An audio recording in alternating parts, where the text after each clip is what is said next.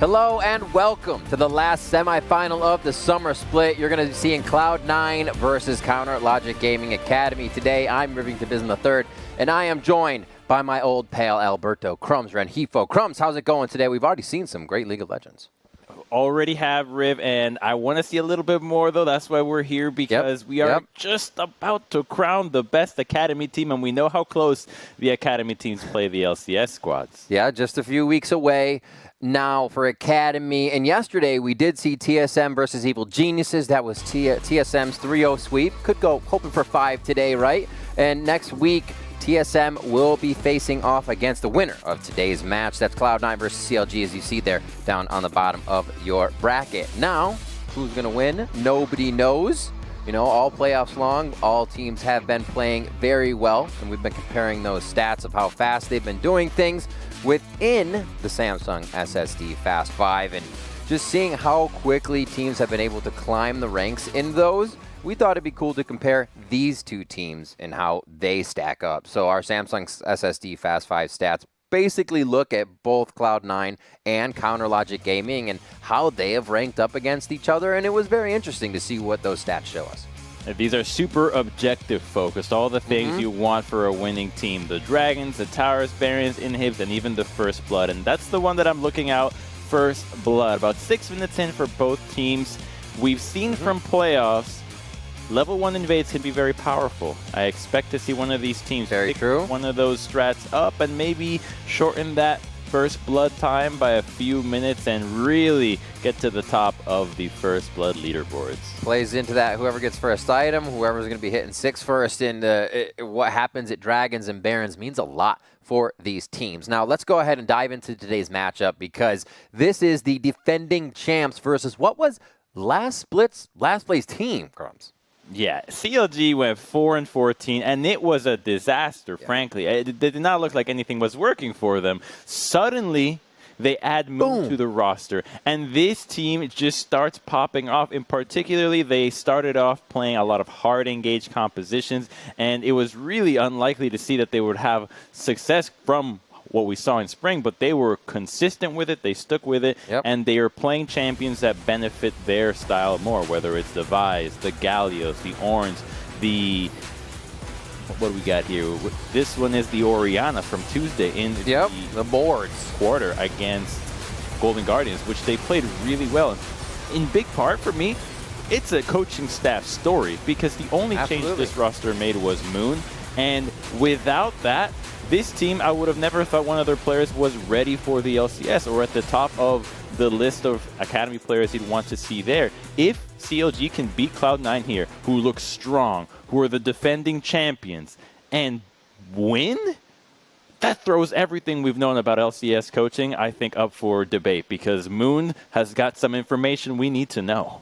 They're coming up as the underdogs here. Not really expected to do well through the playoff run. Not expected to do well against Golden Guardians, frankly. But now coming through, showing different variety, again, in that initiation comp style. Now, jumping into our matchup, we're going to be looking a little bit at Fudge versus Deus. This has just been something that you cannot have to think about, or you have to think about, I should say, as I can't find my words, up in the top lane. Fudge is just crazy on these damage dealers. We see Deus on a bit of the tanks, but now he's been able to do some damage dealing on the Vlad, on other things himself.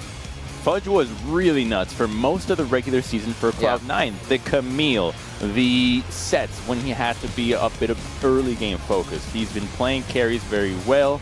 And the interesting thing here is that playoffs have shifted a lot of attention down to the bottom lane. So where does Cloud9 lie now? Are they going to continue to play around Fudge and maybe try to exploit the Deus matchup? Because oftentimes we see a lot of players know that Deus is playing weak side and they'll pick a carry, like we saw Sion Spartan there picking up the Kayle, how Fudge has many times taken the Camille against the Orin matchup, or even trying to take maybe a Jason to a Gangplank, that kind of situation. So it's a bit of a shield and sword matchup in the top lane.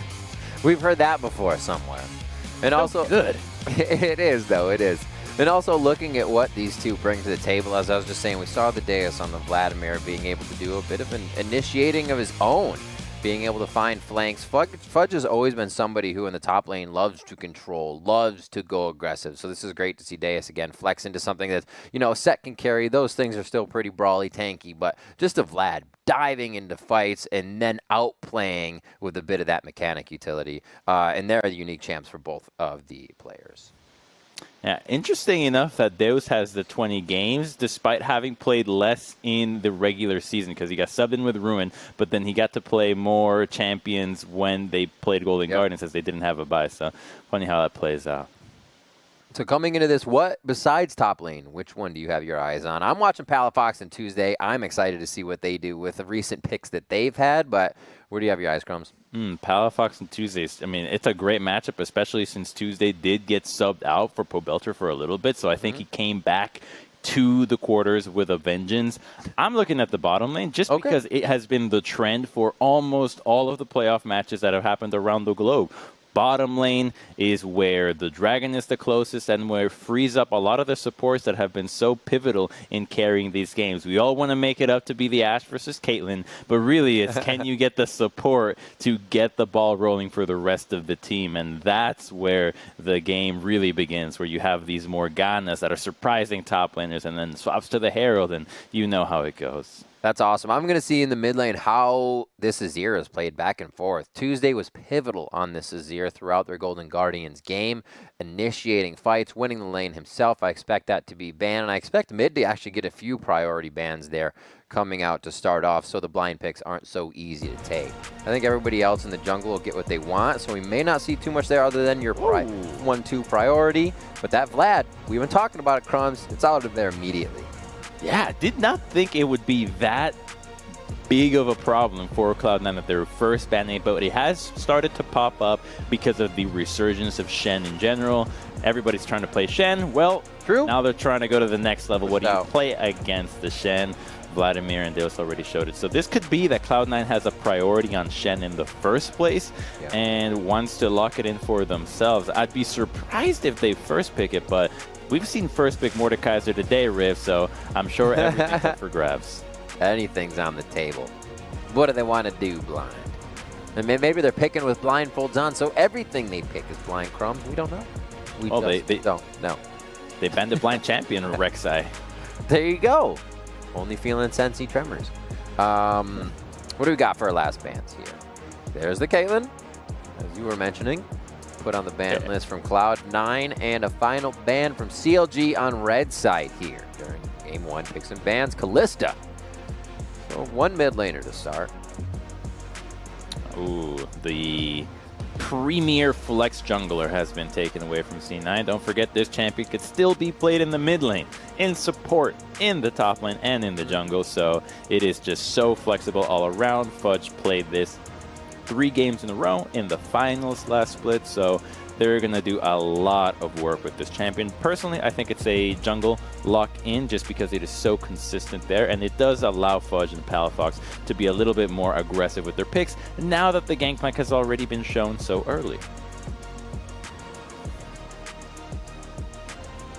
Global so far for CLG. I think you were right to call out that Shen. It may be something. Actually, now that he's the Gangplank's locked in, we don't see support Shen, I should say, too much. Getting ahead of myself. Damonte just played a bit of that Lucian. Pretty sick play in the base. Unfortunately went down. Sad face. I'd like to see those plays. We'll see what Cloud9 can do. I like the flashy composition already. I'm always for that. We'll see what they try to put here into the mid lane. Or maybe just pick up a support and make sure they don't show too much. Oh my word, the Yumi's still up as they focus on other things. 2 shooters. That's a lover's bot lane. Yeah, they're finally reunited. This is what they were meant to do, and finally we get to see it. Although, yeah, it could be flexed to a lot of roles. The Lucian could also go top against the Gangplank. That's my first thought, because normally you would take GP into Gangplank whatever time you wanted to just obliterate the laning phase, and it matches up with what we were talking about. Fudge playing the aggressiveness, the sword, and Deus being the shield, and now the Vi gets locked in for Fraga, so CLG just hard committing on this pick that nobody in the world is playing, yet Fragas is finding success on it. Because they can fight on their own terms. Look what they just banned, right? They want no answer to the fight that Vi is ulting and Gangplank is ulting at the same time. True Shot Barrage comes across. Mid lane will follow up, but you will not have a TF there. You won't have a Thresh saving whoever you're ulting out of a tricky situation. So forming it again around, hey, we're going to find you, pound one of you into the ground, and continue to take control of the map slowly and methodically.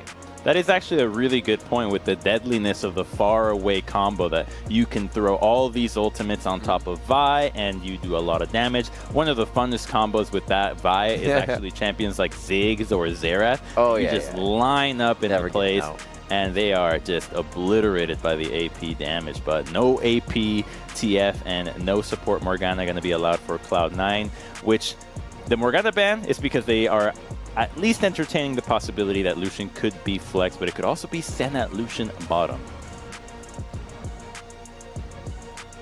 Wind now locking in, maybe the jungle. Nope, there's that Azir. Gets through for Tuesday. They feel like it's not going to be a problem. Palafox says bring it right on. So he may be choosing something different here. He doesn't have to walk up and melee everything to get himself in soldier range. And we do see that Yuumi ban actually coming from C9 as they flash it up to say, you want this? Maybe we'll make you take it on this Engage comp. Not still work on a buy. C9 bans it because they saw what main C9 would do with Ezreal Yuumi themselves. Exactly. Okay, where does C9 go here? They are finally going to unveil what this composition is all about. I think it's going to be a bot lane pick. A support, most likely, actually.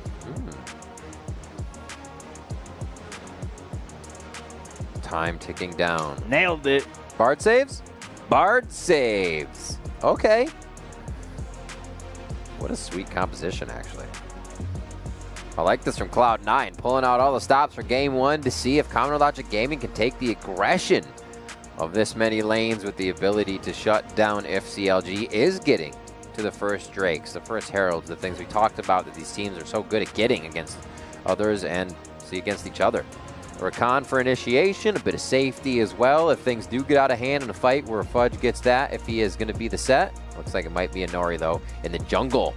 He's going to be roaming around trying to find Fragas on Vi. Explosive comps to start off here, Crumbs. Oh yes, a lot of damage from both sides. Not a lot of tankiness. The set is not that tanky. He definitely can be taken down, and Vi builds full tank, but it's not like her kit is meant to do that. She's going phase rush, not aftershock. So both teams are going to have to play very carefully in these fights, or else the one that pulls the engage first will just pick one or two members off, and you've got a numbers advantage, which is everything you wanted with the objective right behind it. This is great, too. I'm looking at this. I was going to be like, Crumbs, is there a damage, or is there a fear of damage fall off? And I'm like, wait, no, there isn't. Like, everybody here can scale really well as I just write down the final picks. I'm excited for this first game to see what they have. As I said, again, I'm watching the mid lane. I wanted to see if Tuesday could get the Azir again. It's the momentum, and maybe he feels good on this, and Cloud9 wants to shut that down and wants to say, yeah, pick what you really, really love, because we're not going to let it play out anyways. I really want to see how CLG shows up, because if you remember, the last time these two teams played, CLG kind of trolled. Now, I don't mean to say they actually ran down the game, but their strategy was so different. They ran, I believe it was Pantheon Talia bottom lane. They had, I think, Sylas somewhere else. So they had a very brawly composition, but they completely forewent objective focus. They didn't take a single dragon. CLG or C9 just won very easily from that. So now we actually get to see CLG play a composition that they are clearly comfortable with against their toughest opponent thus far. So this is where we actually get to decide how good CLG is. And they come into this game as well as underdogs. I mean, you're going against the defending champions, but the game against Golden Guardians is slightly convincing people, showing CLG that they can still bring out the Game 5 compositions. And now they have to bring out more. Cloud9's been able to do all this homework and kind of paying back for the last week, right? Saying, okay, this is cool, that's cool. We know how to play against that. Well, we will see right here in your last semifinal of Academy Summer. It's Cloud9 Academy versus Counter Logic Gaming Academy, and we are on the Rift. Oh, yeah. We have a standard 5-point formation, no level 1 shenanigans thus far, although Diamond is making sure that Fudge crushes Deus. This is really going to hurt Deus because what's going to happen is Fudge is just going to be so aggressive level 1. He's going to sacrifice a ton of creeps to try to deny Deus CS. He's going to take terrible trades, lose a lot of health, make sure that Deus uses a lot of his corrupting potions, and then he's going to sneak back into the brush, get those little coffees, and he'll be back to full, and Deus will be really sad that the laning phase is that much harder for him. Cocoa. Yes, that's what I was... There you go. That's the word I forgot. Actually, you know what? I'd be totally down for some coffee stuff. A little more energy. What's the coffee with chocolate? What's that one called? A mocha? Yes. Yeah. Yeah. For a second, I was blanking, and I'm like, oh no, hot seat. Here we go. Starts on the bot for both junglers. See if they find each other early here. As I was going to say, it looked like Palafox wanted to step in for some aggression, but he's just getting autos on mid. So Fragus with an easy start. Doesn't look like anybody took any damage there. And they will know that CLG started bot with a bit of mana resource gone. So we'll see if it plays out top as we were watching Fudge try to heal up against Deus. If that plays out, we'll see in a few levels here. And Palafox did get quite a bit of damage in that first few step-ups on Tuesday. He should be safe for now, knowing he can just play with soldiers for the time being. But Palafox wants aggression early, and he's just trying to apply that area as much as he can with the path. Part of the value you get with picking Zoe. Her early game push is almost uncontested. Even a champion like Azir has a hard time dealing with the spamming shove that is Zoe, and that's only going to make Inori's life a ton easier as he starts in the bottom side and passes all the way to top, which is actually going to be really good that Fragus is also doing the same route, because this allows Tomo and Diamond to be as aggressive as they want in the bottom lane. Double ranged, they've got heals, and against an Ezreal and Rakan that are just trying to farm up and survive with a Doran shield, they want to be on the offensive. Nice damage from Fudge. He quickly dodges into the brush and just continues to own this lane with brush control and quick attack with a passive onto Deus. And Nori now finding Fragus just moments later as they're going, oh, he gets the face breaker on what was the dash from Fragus's Q. Fragus damage going down, and he goes 110 HP now. Looks like they're going to be safe behind the turret. That's a gigantic caster wave, though, as that could probably take down some plates if they don't do anything about it here. And another wave stacking up. Deus is able to stay, but Fragus being pushed out of his jungle here, and that use of any of his double buffs going now to waste. They have more minions to keep ganking this if they want. Deus again, the rinse and the repeat. Nori, one last shot, and it's not going to be enough, even with the heal coming back. Fudge does get the kill, though. Wow, that is a really close call there out of CLG. Fragus thought he could be bold and not have to flash the initial face breaker, but that almost cost him his life. It certainly cost a wave here for Deus, but he does a good job in doing a lot of damage to Inori, who creates the kill. And it's really the best case scenario for Gangplank, because picture a world where Fragus isn't even there. That Gangplank is so dead, and he can't even teleport to make it to the wave after that, because they will kill him again. They've got so much health. So this is actually the best thing that I think CLG could have done with how it started. Nice job by Deus, too, to kind of dodge out of Nori, not let him build up whatever shield he would have gotten on that Haymaker, and it kind of just fizzled right out. Took a big turret shot, so smart by Deus, even in the death, to make sure he was getting a kill on the way out. 400 gold in favor of Cloud9 here as they just mosey around, keep things moving. That CS lead that Deus did lose here in the top side to Fudge should keep collapsing into the turret. Got him? Nope. Good to know. Look at the items that Deus went after that dive. D-Shield Cloth. I mean, he might as well added a reju bead there to make sure that he can just survive how brutal this lane is going to get. It makes me think that Fragus at level 6 is going to want to pay attention to this lane, because Fudge is going to be very easy to kill. Already they're establishing as much vision as possible. It really hurts CLG that they're reliant on Vi to hit level 6, because she wants to do these full early clears, and is just continuously giving information away of what her route is. Fudge able to spend a little extra money on what he needs. Keep these wards up with pinks to push forward his trinkets. Everything's playing out here in the early game for C9. We're looking for that first Ocean, possibly. About 2.5 minutes until we see Shelly pop up onto the map. Right under the turret. Okay, take a turret shot. Because he gets a little too aggressive, but he's comfortable. He has the scepter. He can bait in the damage. He can heal it right back up on the next wave. And his wards are forced to be cleared out here by Fragis, which allows Nori to go right for the cloud. Or ocean. Nice and easy dragon for him. He can solo it. And they have mid control. They've got bot control. And maybe they can kill again. Oh. Crumbs. Crumbs. Oh my word. From across the map, Palafox makes a few steps top, then dashes over, uses a flash, and he's right in range to get the kill into Fragis. Battlestar just missing Deus as he ducks under that one and hides behind his barrel. Plate going down as well, and this is just the domino effect for C9 is huge. The poor Gangplank is just having such a hard time, and with Vi that's unable to do anything but just sit around and watch. C9 continues to press on the lane that was set up to succeed from the draft. Crumbs, we have to remember, the Golden Guardian series, Deus was also put on a silver platter many times. And he has a pretty stable mental. He came back, even in the next series he was able to play strong, but in his down games, I'd say he did pretty well.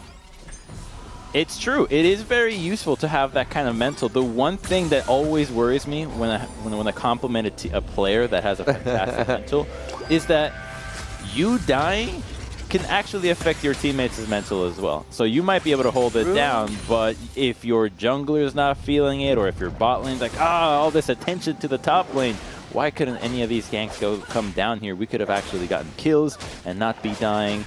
But they know they have a Gangplank, so I think from the start they recognized that it was going to be a rough early game, and that if they survive, the Ezreal, the Azir, and the Gangplank are too big of damage threats for champions like Lucian and Senna to deal with. The range they can have with the poke without even being close to death is unreal.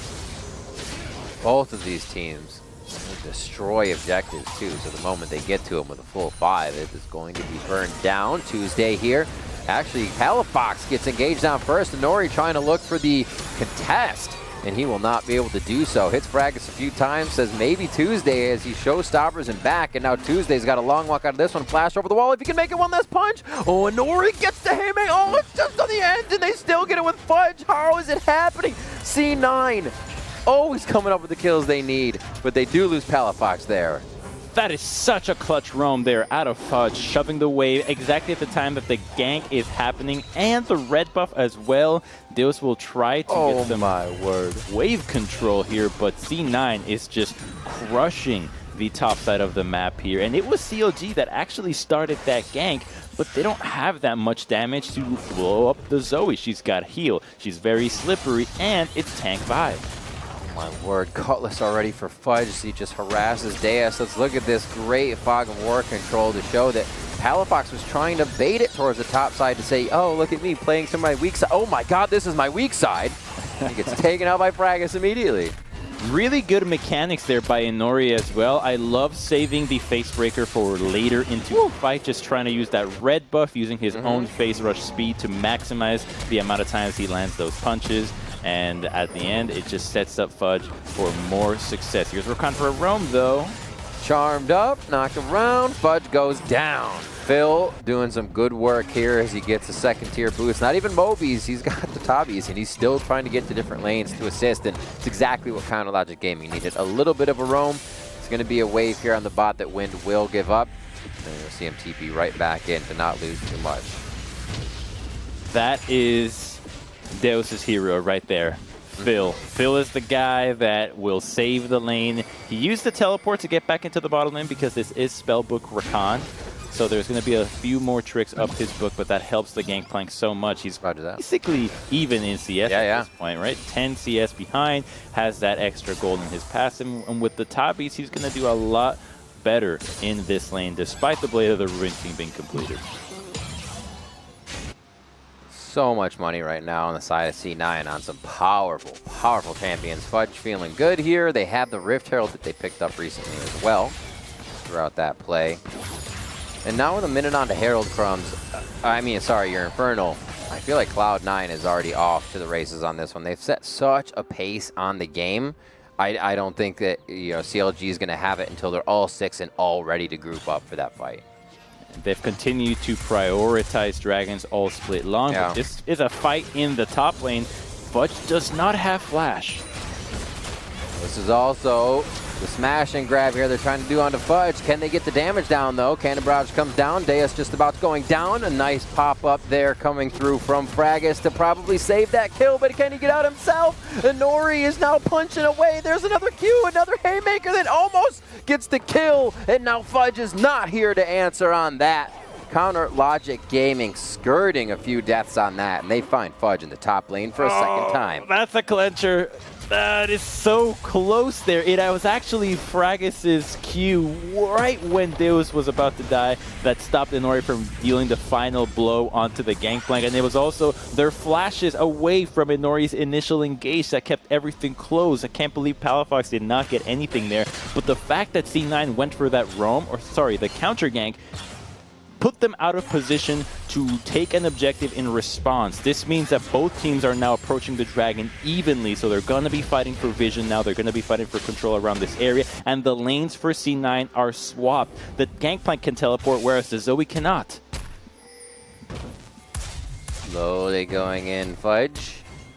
Now joins Inori. They're setting up for this. Diamond's just on the end, so Tempered Fate could really lock stuff up here if CLG wanted to make a play. That's coming up for Diamond right now. They have quite a bit of confidence moving in, and there's the Tempered Fate. Cosmic Binding right after time perfectly to lock down Tuesday. The shots coming in. That focus from Fudge leaves him on the front lines, but the rest of Cloud9 is now coming through with the utmost of power, and Fragus falls now for a double kill in the hands of Fudge. 4-2-1. A magical journey brings them to win, and they might just blow him over in this one. Another Cosmic Binding, but that one's just going to miss on to win. A third? No, that one goes to Tomo as they pick up 3 all around for this fight against Counter Logic Gaming.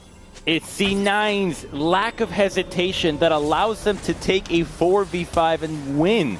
They did not hesitate to move from Dragon into the blue buff. They saw the opportunity with the Bard ultimate onto Azir, who still had flash, but I believe it was the Rakan that moved up that actually got the bind from Bard to connect, to hit the stun, and they were unable to turn right away. Gangplank TPs far and late, but C9 being so relentless get everything. The Herald, the Dragon, the first brick, and they don't lose anything in the top side as the Gangplank TP'd away.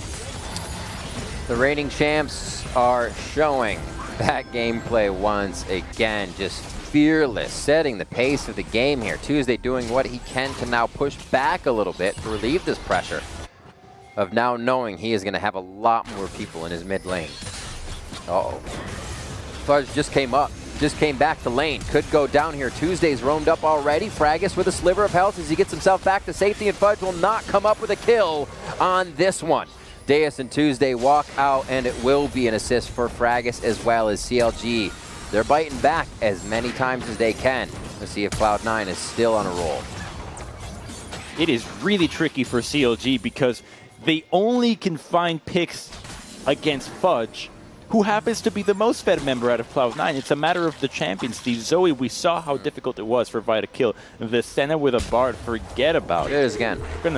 Let's take a look at this one. So Azir did not have flash, but let's see. Yep, the second that the Rakan goes in, it's actually what gets Tuesday chained. He dies right away, doesn't get a lot of damage, but they're so fast in group. Immediately they see that CLG is split up, and if they just hard commit to one of these sides, they will win the fight. Zoe was already roaming down, but there was not anything CLG could do there. The play for CLG would have been to immediately engage when Dragon was happening, but they had no vision, and they were confident that C9 was not there. Cloud9 feeling good. Nashor's on to Tuesday. He is 2-2-0. Still looking decent on the Azir. Deus, 2-1-2. Finding kills from the side of Counter Logic Gaming as they are 3K down. We have to remember that they were down 7,000 something against that comeback from Golden Guardians in their series. So they can switch it around. And after that comeback, I think it was a 5,000 gold comeback, and then they went up 2 very quickly. So just showing how quick CLG can act, but also how quick Cloud9 can collapse. Fragus looks like he may be in some trouble here. Blast Cone to save him finally, and nope, he gets shot out of the air. They say pull, Tomo says mine.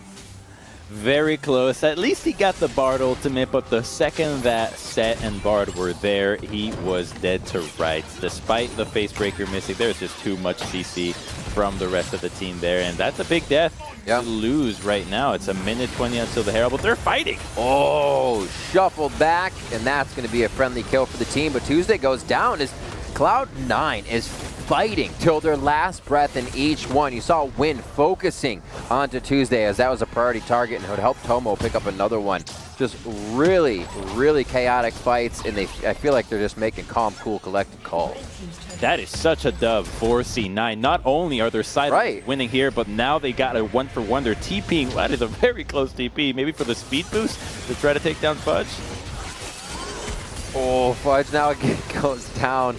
He's just, he is a target right now. He knows he's a target and he's okay with it because he's still going to do damage in the fights. You're Lucian, you're going to be able to have fun dancing around, but man, they are giving him a hard time right now. Tomo as well on the aggression. I've loved his play all season long, seeing him come into the Academy Series, and he's definitely showing some promise to move on in his bright future.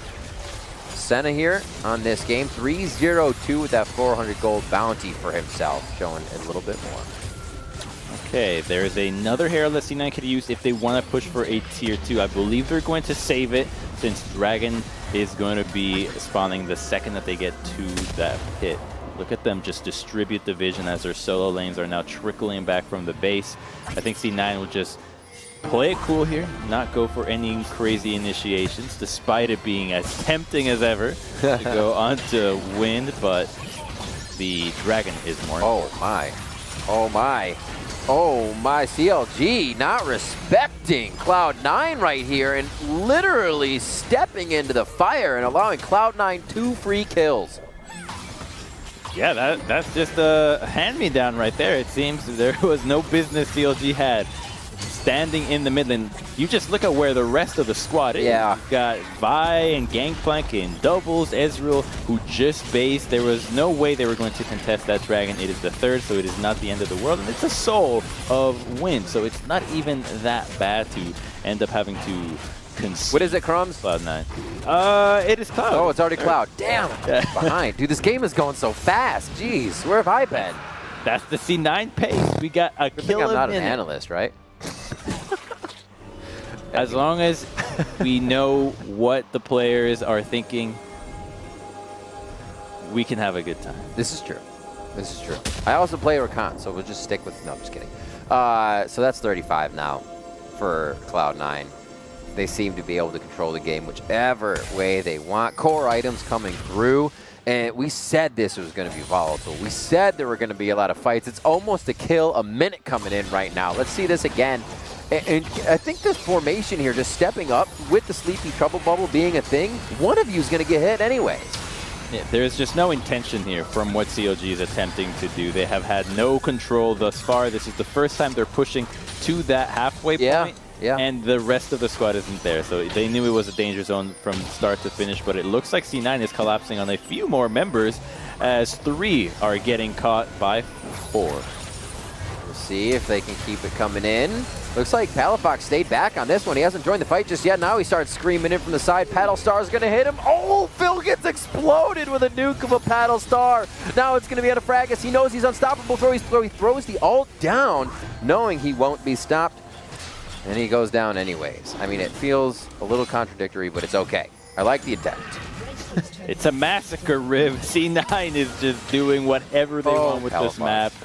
And if CLG, their only ally is the clock. The fact that Baron is not up is the only thing that is keeping them hopeful in this game, because if that objective ended up going to C9, they could not hold the line any more than they are doing. God, the Cloud Drake just allowing them to zoom around the map right now, especially when they're around those little objective spots and buffs. And Fudge here, oh my word. The Ultra hold. So this team just pinged him. They're like, bro, what are you doing? You know what I'm doing. We're winning even harder. So it's actually fine to do it now, because I don't think he's going to hold it, like trying to actually stack the waves for a few minutes. He's trying to time it so that his push is coordinated with what the rest of the team is going to do. So when they're on the map, then he'll start shoving so that when the wave crashes, he can be hitting the tier 2 and the team can also be finding vision or pressuring a Baron. So that makes sense to me. So he's just charging it up, slowly building it, and then when it's time to unleash, he'll do one purposeful big push. He's doing the old textbook Heimerdinger, but he doesn't have any turrets. We'll see. He also buying time a little bit for his teleport here, which will be handy dandy to get back to his team. They have a few forward wards. Precarious spots right now. They'll probably get him killed if he tried to go to Raptor Pit. But he still has a quarter of his cooldown left. Cloud9 staying at bay while they tempt a few abilities, a few summoners that they can get out of Counter Logic Gaming here. But I definitely believe they're going to wait for that teleport before they try to execute at anything. Yeah, they're back into the 1-3-1. Let's see how CLG can answer this. The 1-3-1 almost helped CLG. If they can get a good Vial, good Gangplank ult, they want that little skirmish instead of the 5v5 right now. The dream would be to catch a few key members, especially if you can grab Inori here.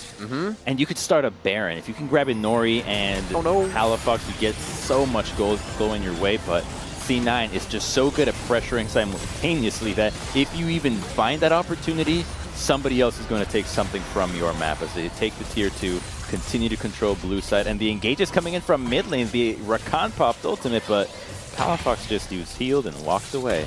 Yep. Close, but no cigar on that one. We all know that.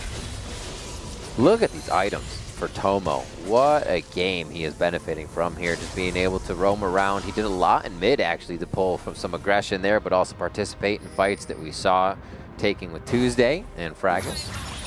And it looks like he'll be priority red take as he continues to be a big damage dealer here. 8 on the Magi. Palafox picks up the book as he starts writing new chapters of this game.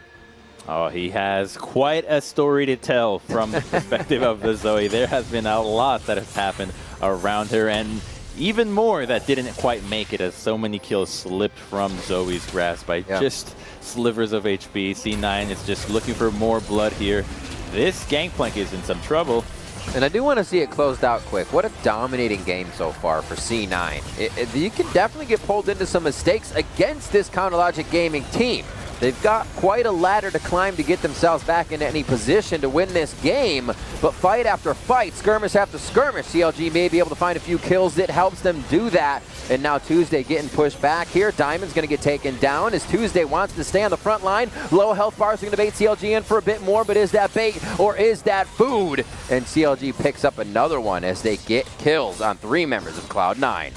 Really close fight there. It was unfortunate that Fragus was not able to eliminate Palafox right away. Got a little bit of burst at the end, but the initial C9 focus of all that CC onto the Gangplank was what allowed these carries to do so much. Every time CLG has lost a fight, it's been because the carries go down right away, but Inori's looking for a steal.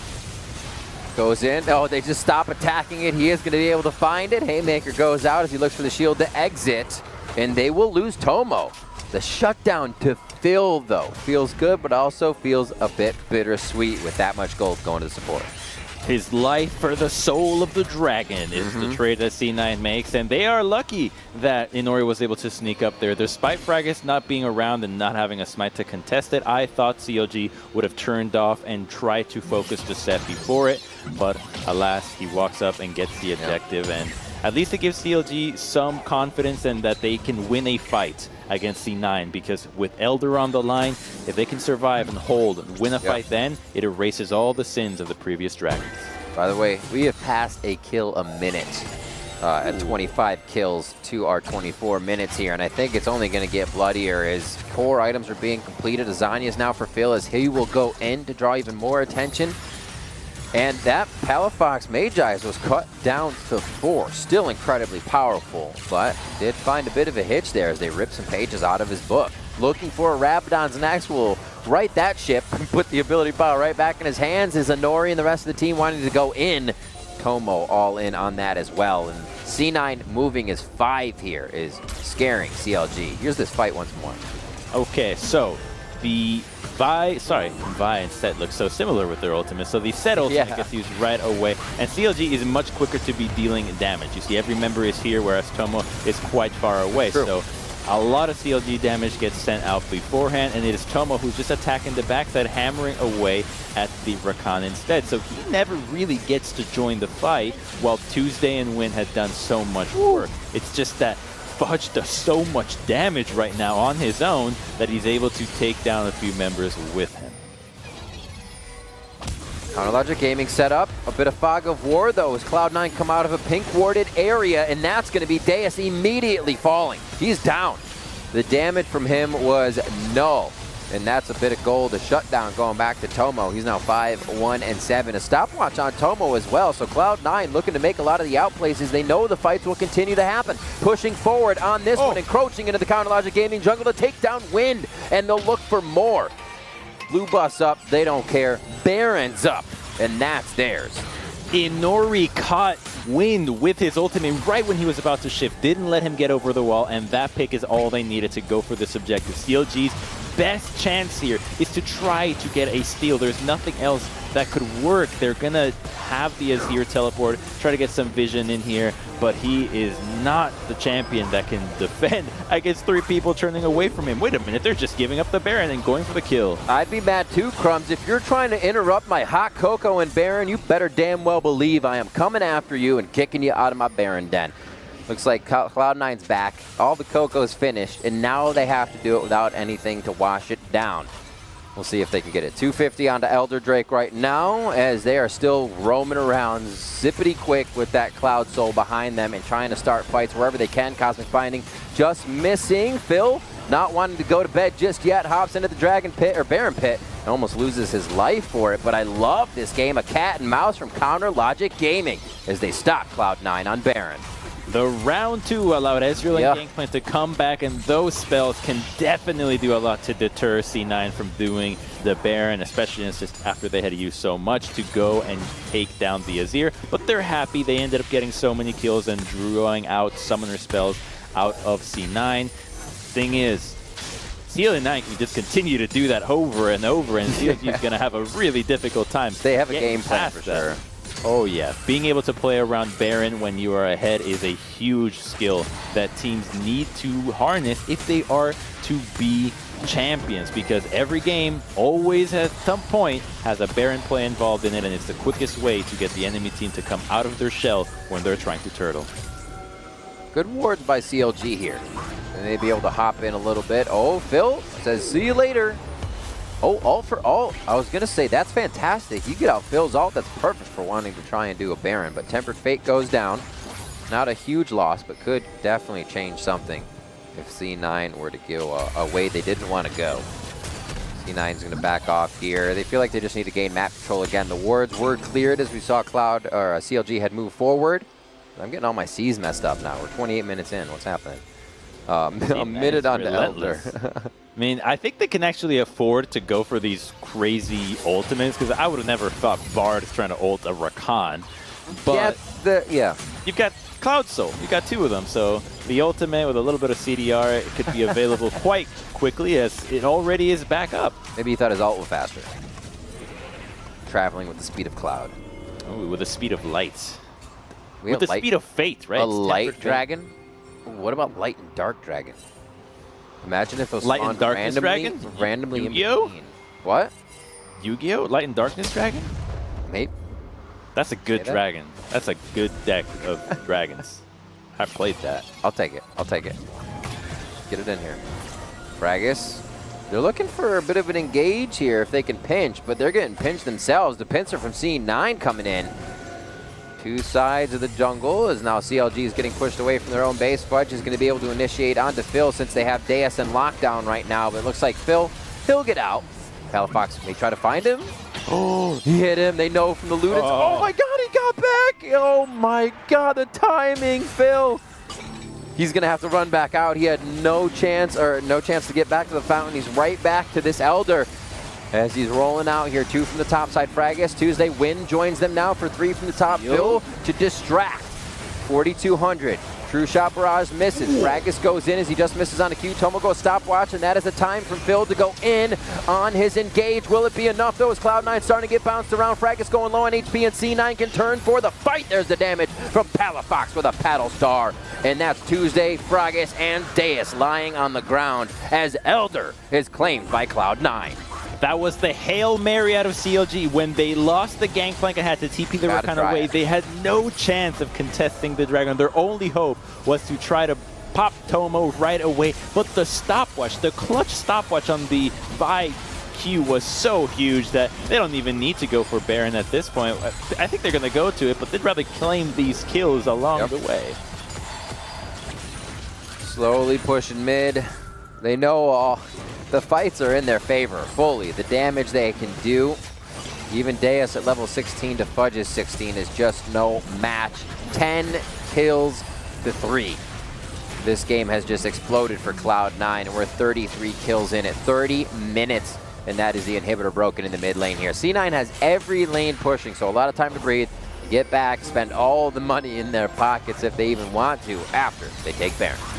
This is going to be a really quick Baron. No threat of a steal, no Ezreal ultimate to contest it. Maybe he'll chuck it out here, but it won't get there in time.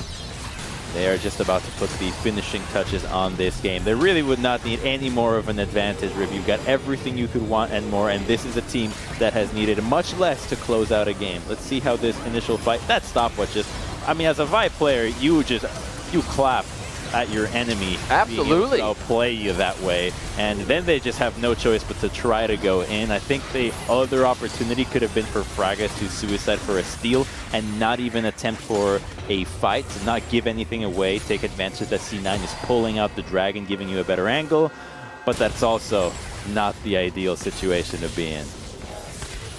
Fudge, you know, we called out the Camille, right, coming in, and top laners, but why not Illusion? Why not Illusion? Throw it on in there. Guy has enough unique picks. And another one. Good food. Was it in the playoffs even? Not even yet. It was a Silas, a Set, Orns, Aatroxes. So seeing Illusion now for Fudge just means he can bring out that much more when called upon. And now Cloud9 looks to call upon CLG to defend this bottom inhibitor. Minions will not last long. Baron is there as Palafox able to jump over the wall. Nori sets up the meat shield as they can take this down easy peasy, Crumbs. And with the wave up top, I don't even know if they need to go for it as they're pushing in 2 already. The Elder is dead, so at least they don't have to fear getting one shot by Zoe anymore. But the Tomo range is huge. He could just destroy these turrets from so far. It is pretty gross. We see the sleep here for Fragas. He wakes up to a nightmare of Cloud9 in his base. Nice shuffle from Tuesday, but not today on that play. Tuesday and the rest of the team are going to fall. That's going to be the first Nexus turret in 33 minutes in. What a heck of a game from both teams. Cloud9 is going to be able to take the victory in game 1 of the series. I respect CLG for trying to engage at the very end. They knew it was doomed, but what else are you going to do? Kudos to them for that, but Cloud9 played a great game from start to finish. We knew what the game plan was going to be. They executed it to a T and kept their eyes on the objective. Really looked like a clinical regular season C9 game, Riv. Exactly. That's what we were looking for. The beginning of the split, they came out saying they were going to do some stuff. We're like, wait, we're just the reigning champs we saw. They started to play a little bit better. Then, again, into playoff form, it seems like the organization itself of Cloud9 is just able to show something so strong and just kind of put their opponents on the back foot immediately. Seeing what Counterlogic Gaming wanted to ban there, they said, fine, we'll go for a fight comp that can always be in your face, and we're going to always go for top lane. And we've seen that be a trend for teams, well, even when Deus is on a tank. Yeah, and Deus's pick was really challenged. It's something that CLG will write in the notebook for the following games. You cannot blind Gangplank against C9. That's it. Normal teams would take away something like a Jace, a Shen, just try to pick something else. But the fact that you've got somebody that can play the Lucian and the team can execute around it immediately deletes Gangplank from a blind pick if you're not going to ban Lucian or do something about it. So CLG will probably move over to blue side and reassess what they're going to do about the top lane picks, because it's going to have to be a blind pick since Fudge can once again have counter pick. So just with opinion, what are you looking at as that carry through for Counterlogic Gaming now coming after that game? Obviously, we'll have initiations from Fragas coming in, ganks from Fragas, but should they be playing through top now from blue, or should they see if they can get a good blind pick for Tuesday? Multiple things. The first one is I think the bot lane champion of Ezreal is not the one. And maybe if you were going to play Ezreal, Yuumi, but Ezreal right now I think is below Ashe, below Senna, below Caitlyn. I would like to see an Ashe. The Ashe can help you out a ton. For a top lane matchup, if you're worried about the jungle, the Hawk's just a great idea and it can help with your engage. beyond the bottom lane. I think Yep. the top lane, you just have to ban out what you think they're going to play and try to take your champion a lot later if you think that there's a potential counter. We're going to first take a look at one of the plays in the top side of the map. This is already beyond the first kills. This was when Fudge ends up roaming after crashing the wave to the mid lane. Just so beautifully timed. I mean, it looks like it was all meant for him to just claim that kill, turns it into a red buff, then abuses the top lane with the gold and the buff. And they set the pace with that, right? We already saw them going hard in the top lane. We thought, oh, Fudge is fantastically happy taking down Gangplank. As soon as that lane was pushed, he went for another kill. Then we just shift forward a few minutes to 12, the 12-minute fight where we see Tuesday going down and just kind of this assortment of CLG getting pushed around again.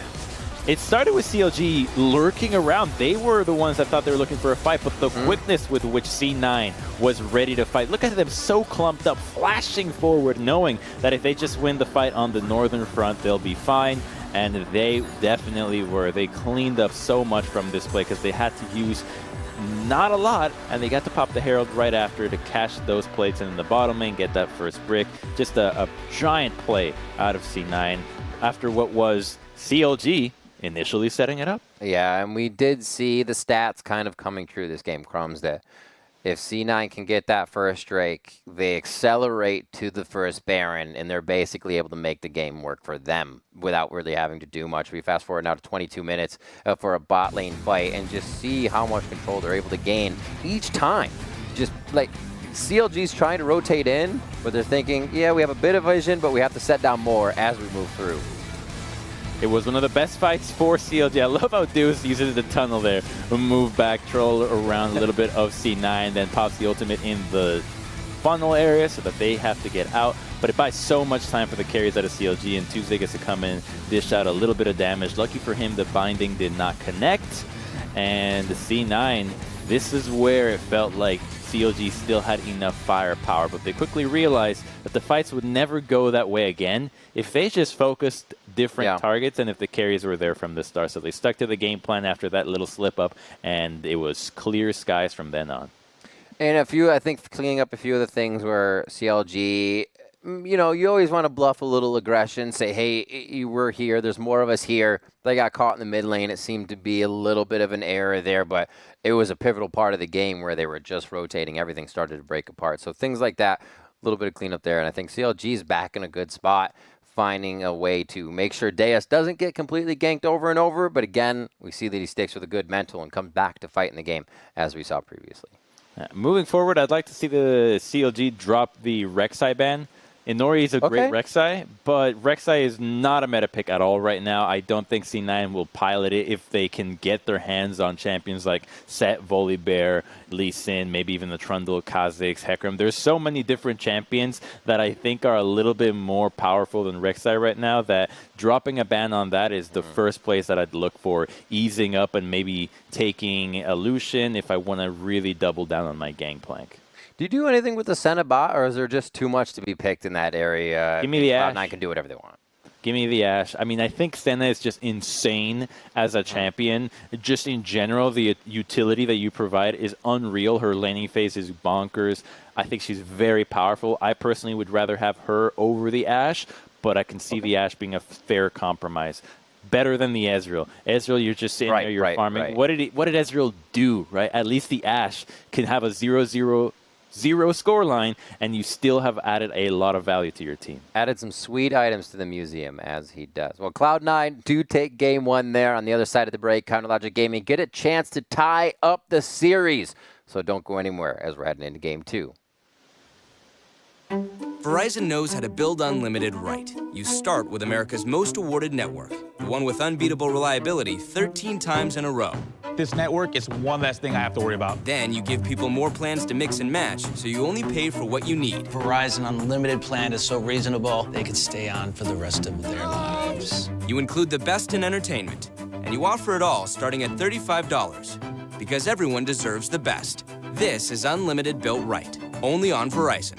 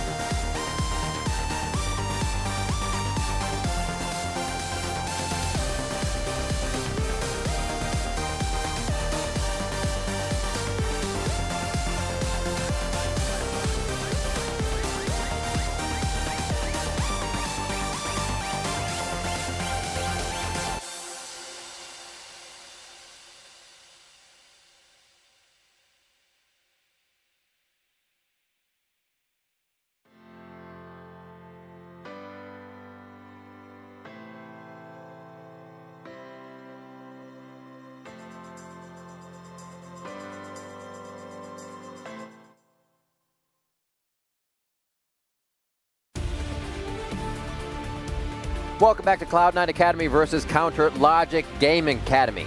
We are currently 1 game in with C9 up, and that was a heck of a game. We had over 30 kills, a 33-minute game. That's what I like to see as a play-by-play, and I'm sure it was fun to analyze too, Crumbs. We can sum it up in 2 words, Riv. Hit me. Lucian top. Yeah, that's the kind of game we had, and like it's the one where he wins. You know what that looks like when he loses. We know exactly what it looks like when he wins as well. Very bloody, very aggressive, and they kept their foot on the pedal the whole way through, really. It wasn't the quickest Cloud9 game, but it was one where it never felt like the game was going to slip away from their control. And I feel like that's a composition for Cloud9 where you haven't really showed much. Obviously, you're an aggressive team, and everybody on your team plays these champions, and now they can iterate on that comp, keeping some in. If one's banned, it doesn't matter, and they can go back to playing what they have momentum on. So I love that style of play and not needing an all-out, we're just doing this, or we're going to poke, and now we're not going to poke anymore kind of thing. I always felt Cloud9 is good at leaving you wondering, even after game 1. And that leaves me wondering what went down between these two teams in their scrims, because the Rek'Sai and the Vlad continue to be banned, but a different order for the Rek'Sai this time. So that tells me that CLG is thinking about switching things up, not willing to give anything away to Cloud9 and what their bans are going to be. Kalista and Caitlyn were the 2 champions that remain banned from round 1. Let's see if they stay here, and C9 goes back to the set. 9 seconds. C9 taking their time. They will find Caitlyn. Yeah, Kalista. Yeah, so good call. Good nothing call. changed. Good call. I thought they changed it, but looks like we're getting a little bit of a run back vibes. Okay, wait a minute. You know they're just going to pick Lucian against you again. Okay, at least they denied the Senna, but you know what's happening top lane. Did you like how that went down? I certainly did not. I think same thing applies, right, to what I said about C9 in a way for CLG. I mean, CLG always wants the initiation comp, but they can iterate on that. So they still get Vi, because Vi's not going to be banned. They have the Gangplank.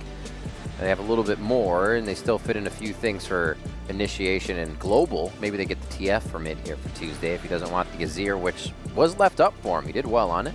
And there's your Ashe for Cloud9. You love the arrow. It's your favorite right now. Well, they're probably just going to pick jungle here, unless they want to blind a mid that they think is going to be banned, or give Fragga something crazy or so. Ori, pretty safe blind, but depending on how creative Palafox can get, there's quite a bit that can do well against Orianna. I'm thinking those long-range mages like the Ziggs, the Kog'Maws, heck, even champions like Zoe can have a fair time. I like it. Okay, Lucian ban. At least give me the Lucian ban. Actually, Lucian's up. What am I thinking about? It's already banned. See, I did it first game. So easy. It's already picked. They put themselves in this position. There's the Akali. Ooh! Finally, someone's done it. Respect for Vi. Also, I don't want to deal with this on Ashe, please, or Lucian. Thank you. Because I don't know if C9 wants to be able to run their protection for that this game. Fudge is going to be going in, and he's going to want damage dealers firing bullets over his shoulders. So what goes in the mid lane? And then they got to have something on the bot side here. I like the Bard ban. Bard is just too strong of a champion. You can have a terrible time. He's a lot like Blitzcrank, actually, where you can be very useless for a lot of the game and still have incredible impact and single time, and you win the fight. And beyond that, we forget how much value Diamond gave to Fudge in the top lane with the biscuits. As far as we know, Deus could have said, hey, I would have been fine in this lane if the Bard just didn't give him those darn biscuits. I would have definitely stayed healthier. It wouldn't have been such a rough early game. So maybe the Bard man is the difference maker in the GP Lucian match. It did change a few things, right? He was able to go aggro. I want to see a heck room here on Cloud9's comp. There is not much crowd control right now on the side of CLG, and he's up against a Trundle. There's the Azir takeaway. Obviously, Palafox plays it. If they hover that one for a bit here with their final 2 picks, they're going to take all the time that they need to figure this one out. Haven't seen too much volley here for the side of C9 or CLG lately. Also He be got a little something bit they can nerfed. change. Right, so right. they're not that thrilled about him, despite him still being a very good champion. All right, they let the clock run out on Azir. They know they wanted it. They just hovered it. That's his play into Orianna. Makes the game pretty difficult for Ori, as she just has to wait, command, move all the time, and push back against each other. So we'll have to see what jungle intervention happens there in mid. Rakan. Set jungle. Okay. So there's a lot of different combinations that you can pair with the Ashe. One that I saw lately that was actually pretty nasty. I don't remember where it was. I do remember. It was yesterday's series, Riff. It was the Ashe Soraka from TSM. That combo was so nasty. It was arrow into the Equinox, and there is no chance to escape that. Gross. So the idea is the hard engage comboed into another CC, and it's going to be the Leona, the classic answer to the Rakan. He goes in, you stun him, and you pop him. And with the Senna, you have a ridiculous amount of burst. I love the way CLG works with this too. You know, back in their minds, they're like, all right, if we lose out Vi, then we can fit Leona into the comp. We have Vi, basically. And then we go on somebody if we can hit them. So really enjoy that. They always find a way to get the variety picks in there to make sure they have the engages they want, and for sure engages. They just have to watch for the shuffle, the arrow, the showstopper, the quickness. Again, Cloud9 just able to put together this composition that is fierce, can fight, and also get a bit of split push on. And it's going to be a little harder for these top lane Lucians to have such an impact when CLG now has actual tanks in their lineup. Yes, Vi and Rakan built tanky, but they're not inherent tanks. When you have a Trundle and a Leona, you can actually stand in the front line and create space for your Orianna, for your Senna and GP to dish out damage. So if they fight front to back, it's going to look a lot better for CLG this time around. Absolutely agree. You're going to have to see that Lucian in the side lane and somebody else pushing as well as we get this game going. We will have to see, though. I'm still watching mid lane. Tuesday versus Palafox. Azir versus Orianna here. So much Azir, but Orianna, one of my favorites, and I always love watching to see how people get to that level 6 and then enter the fight phase. It's like one Ori ult can change an entire game. And that's the kind of stuff you want to see. So we're going to be stepping away right now to build a bit of delay, but when we come back, we will have our second game from the start. Don't go anywhere.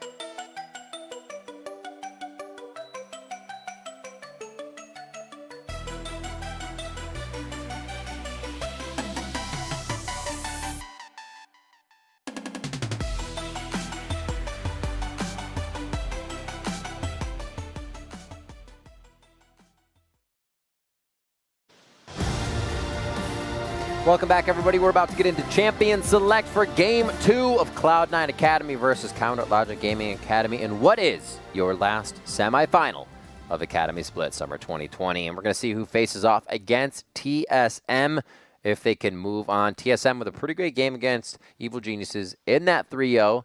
And now we're seeing if Cloud9 can do the same, as they have come out with a dominant Game 1, Crumbs.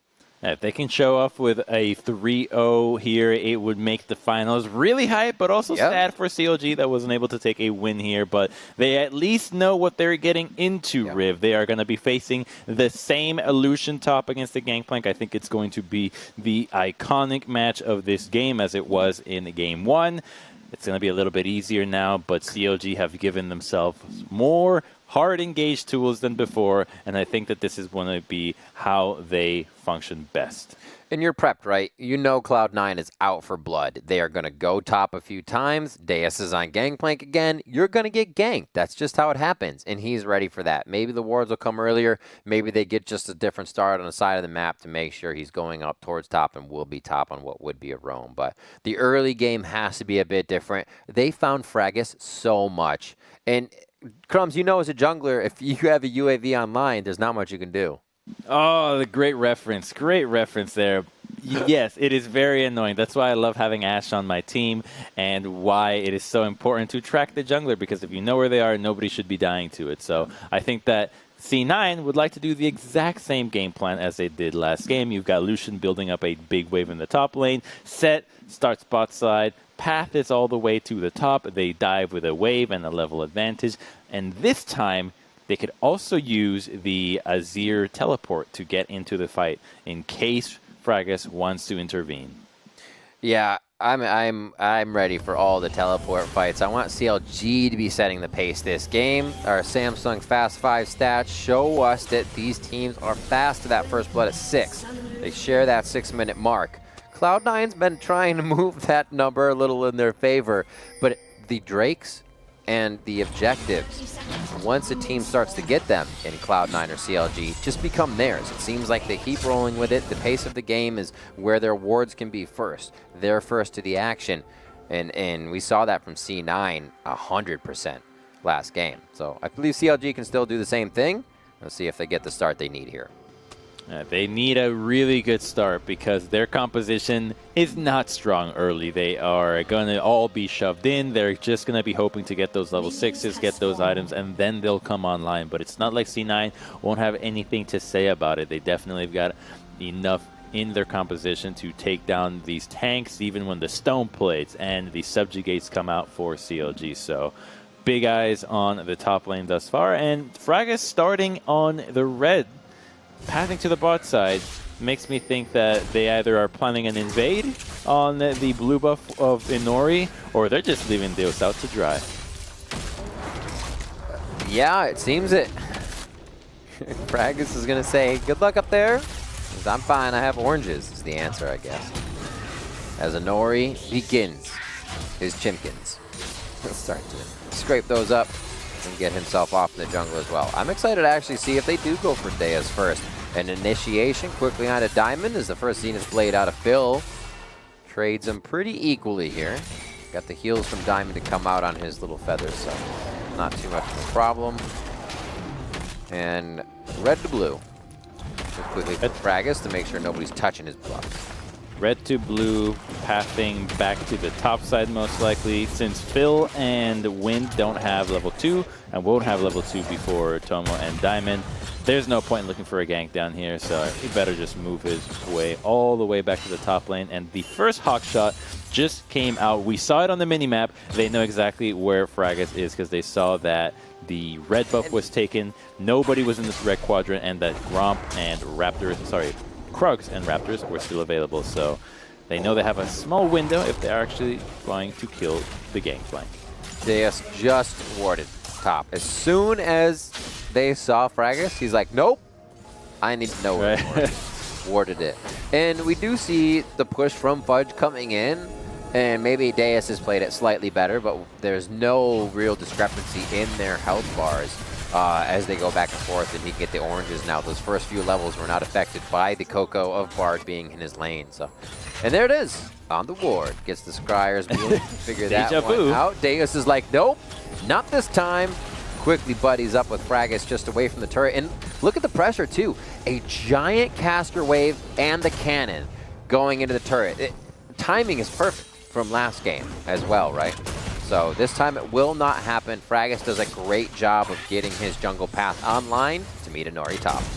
The big thing last time was that Fraggus ended up getting caught. Instead, he just keeps his distance away from the set. He's already caught onto his tricks and doesn't die to it. But we got a 2v2 in the bottom lane.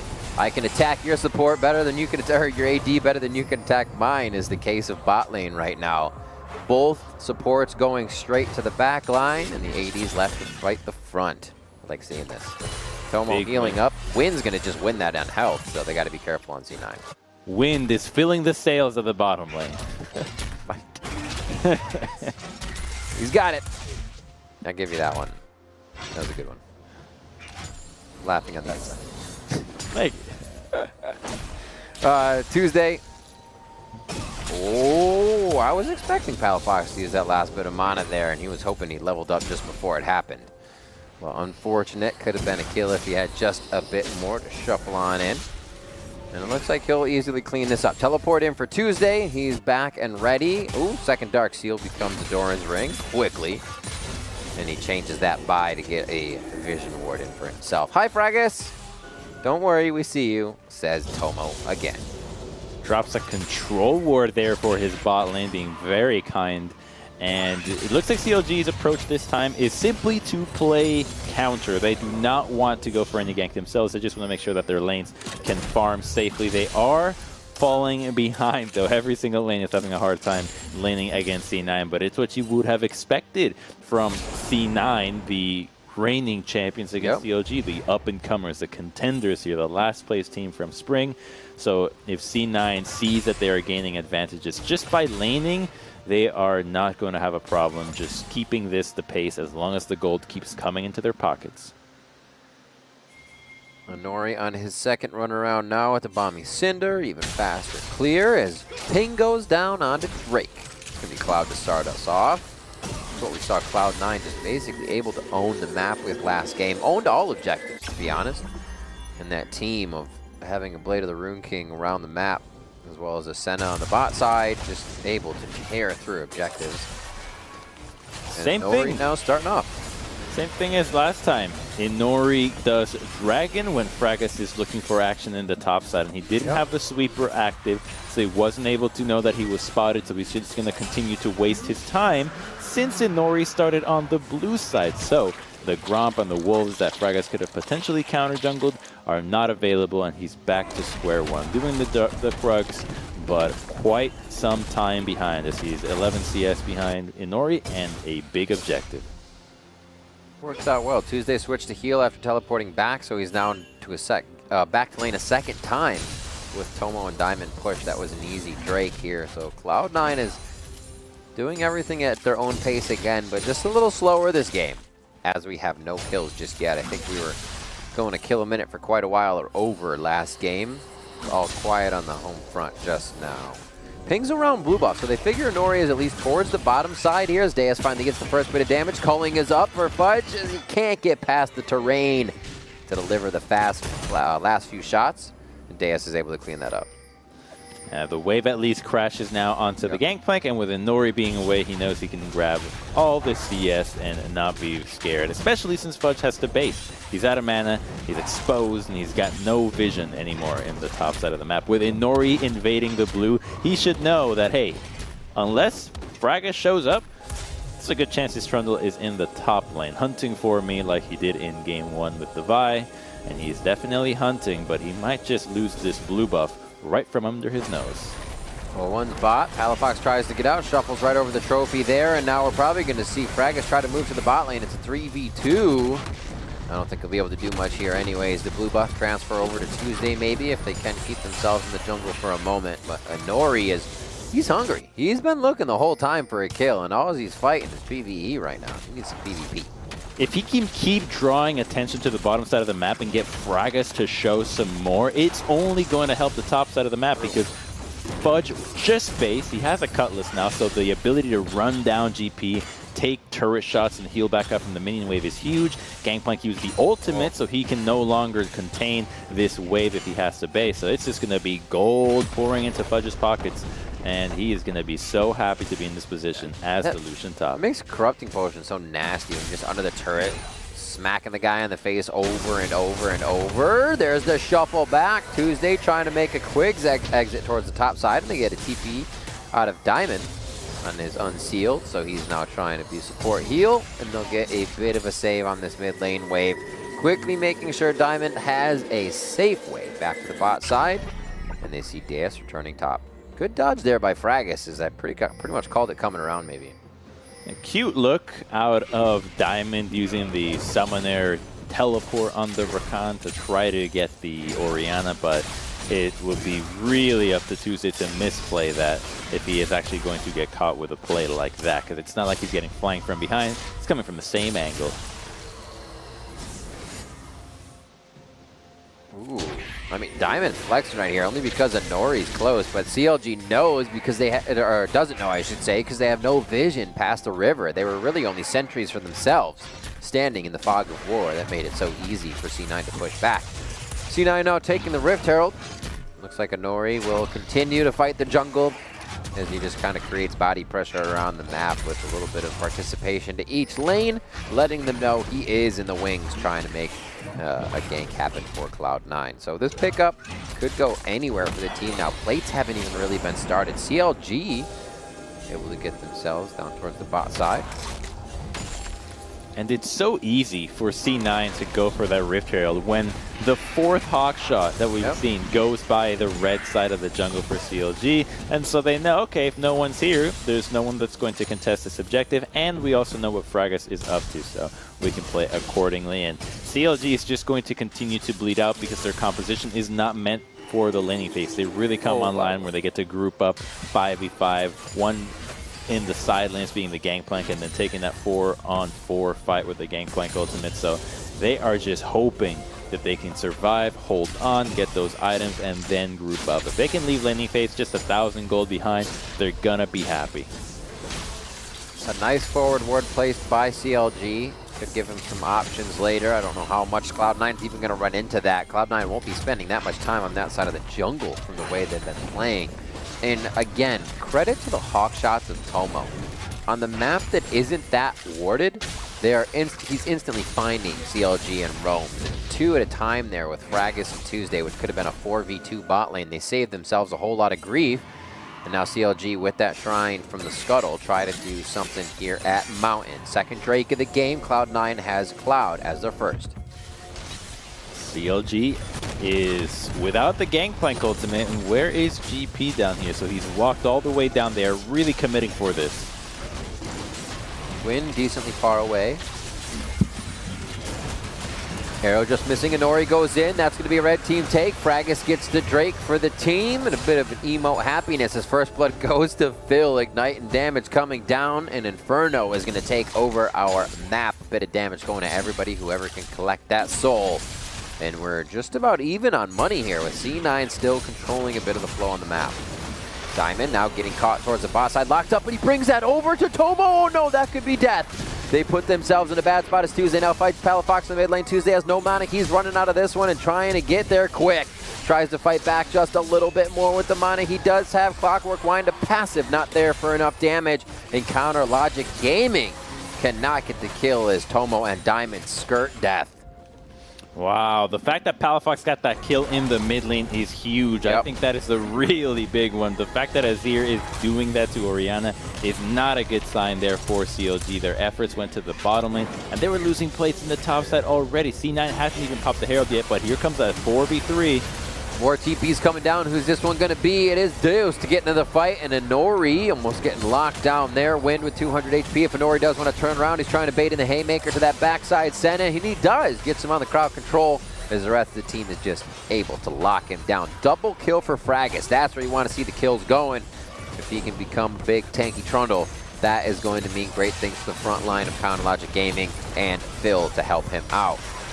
Wind now feeling confident, standing tall under the turret as he fights back, and Fudge here is just doing his own thing in Fudge's environment. Yeah, he's so happy, but we're first going to take a look at this fight. Oh, Great the dodge shock. there. Yeah, and then the exhaust doesn't do a whole lot, but then he knows he's alone. There's a fight happening to the bottom lane. He can splash forward. The Orianna doesn't have enough mana to go through a rotation so quickly as to burst him down. And we are back to live where the Lucian is doing so much work. Twice did Gangplank leave the lane, and this is what happened. The first one, looking for that Mountain Dragon. The second one, TPing to help his bottom lane. So the gold is about 2,000 in the favor of Fudge. It is larger than the gold lead that C9 has. And it's a few plates in CS. This man is just banking it. Finding money on the floor, looking under the couch cushion and the brush there in the side lane. Even in the Krug's pockets, he's getting everything. And now he's still giving Deus a bit of what for as the turret's there to get a shot on the Fudge. Now he's got Blade of the Rune King damage behind him. A little bit of that percent damage healing him up as well. Now they're just fine and dandy. Fudge backs off as he gives Deus a hard time, up just about 40 CS.